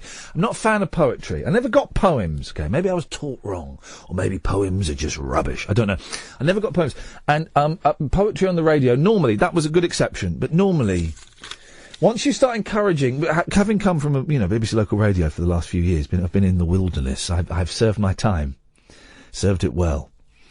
You're always getting loads of old women phoning up. Ian, I've written a poem. No. No. And they go on and on and on. And they're all... you know the tune to these poems. Da-da-da-da-da-da, da-da-da-da-da-da, da-da-da-da-da-da, da-da-da-da-da-da. All the flipping time. 0844 499 1000. The drunk teachers seem to have settled down, and that's good. If you miss them, they'll be in the podcast. And maybe their pupils will have it on their MP3 players or their pocket telephones. And maybe, just maybe, during a lesson, they'll play them. I don't know. And that's why you have to be careful. Food and drinks should carry labels showing how long it would take to walk or run off the calories, a leading health expert suggests. Flippin' it, that's not what we need. That's going to make everyone feel terrible, isn't it? 0844 499 1000. Shirley Kramer, Chief Executive of the Royal Society for Public Health, said people simply do not understand existing labels on food packets. I don't want to understand existing labels on food packets. I don't look at existing labels on food packets. I don't want to know what these things are going to do to me. Do you, Line 1? I don't know. Good, thank you. What you got for us? You were speaking about poetry. I know you don't want poetry. Well, hang on. Have you just called in with me saying I don't want poetry? You're not going to just call in with poetry, are you? No, of course not. You have a saying that you say. Yeah. When someone makes a rhyme, and you sometimes say, oh, yeah. Oh, I've forgotten it now. I've rang in. I'm a poet and I never realised. That's it, right. I want to know whether I nicked that off you, or whether you nicked it off me. Oh. Well, who are you? Who the hell are you, first of all? I am nobody. Right, well, in that case, you definitely nicked it off me. I mean, I am nobody as well, but how the fact that you forgot it, we're all nobodies, man. The fact that you forgot what it was, I think if we were now stood in a court of law, like Judge Judy, we stood side by side, and she'd go, you, nobody number one, and that's you, I'm nobody number two, tell me the phrase, and you went, oh, I've forgotten it. Okay, right, Bert, he forgot it. He forgot it. You tell me the phrase, nobody number two, and I'd go, well, I'm a poet and I never realised. The joke being that it's supposed to be I'm a poet and I didn't know it. You know that? Yes. And that rhymes, but I'm a poet and I never realised. That doesn't rhyme. Implication is you're a bad poet. You definitely stole it from me. But I don't mind. You can use it. You can use it. But every time you say it, you need to say... I think of you. That's the problem. You have to say, courtesy of Iain Lee. So just practice it. I'm a poet and I never realised. And then in a softer voice... Courtesy of Iain Lee. Away you go. Courtesy of Iain Lee. To do the whole thing. I'm a poet. Go on. Okay. I'm a poet and I didn't realise it. Courtesy of Iain Lee. Perfect. I'm happy with that, mate. As long as you're happy with that, I'm happy with that. Beautiful. Let's call it quits. We'll have no more about it. Okay. I'll hear no more about it. Perfect.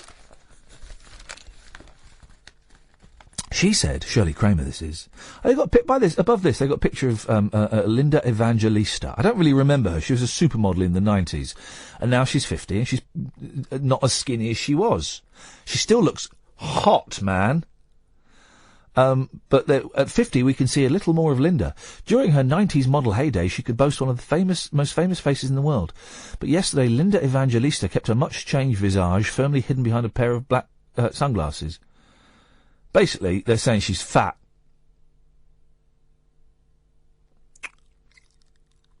She still looks hot, man. If she didn't look hot, what's the point? Back to eating biscuits. By the way, we've got time for another couple of quick calls if you want. 0844 499 1000. Public polling by the Society has shown that almost half of people find current food labels confusing. Oh, flipping out, I'm trying to do a show. Yes, line 1. My old Auntie Kitty only had one. Thank you very much indeed. There we go. You see, that's that was you know that was a borderline.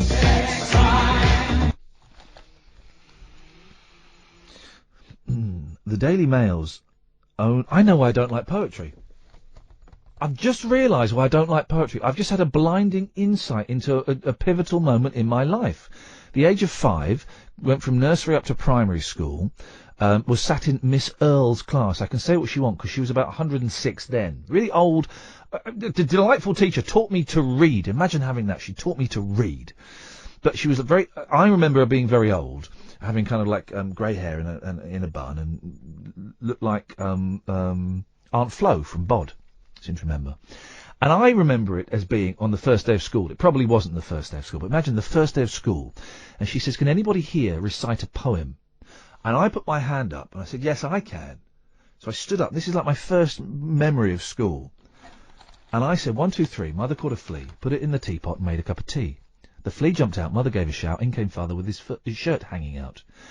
Thinking, I've done a poem. She went, "That is not a poem! That is a silly rhyme, and we will have none of it here." To a 5-year-old. Flippin' heck.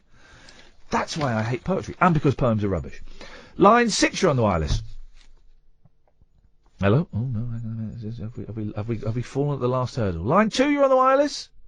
No, try again. I may have done something wrong there, or maybe we fell at the final hurdle. Most would change their behaviour if there was activity equivalent calorie information available. The Daily Mail's own research suggests, for example, that a small packet of kettle chips would require a 34-minute walk or half an hour of tennis. Oh, you're having a laugh. It would take nearly an hour of walking to burn off the calories in a Snickers bar. An hour of walking for one Snickers bar? Flipping it. What? But if this was true, then why aren't we all the size of a house? Why aren't we all huge? Oh, look, Nick's listening to us in America. Hey, Nick, thank you, man. Do you know what? Let's call it a day. Up and down kind of show. Some good, not a bad show by any stretch of the imagination. Thank you, everyone who's called in. Nearly everyone who's called in. And thank you for those who watched on Periscope. We'll try and get it working for the full thing tomorrow. We should be back tonight. Blimey, Friday at 10 o'clock. Flippin' heck. Talk Radio. Join the Talk Nation. Dial up and Talk Radio. We'll get you talking.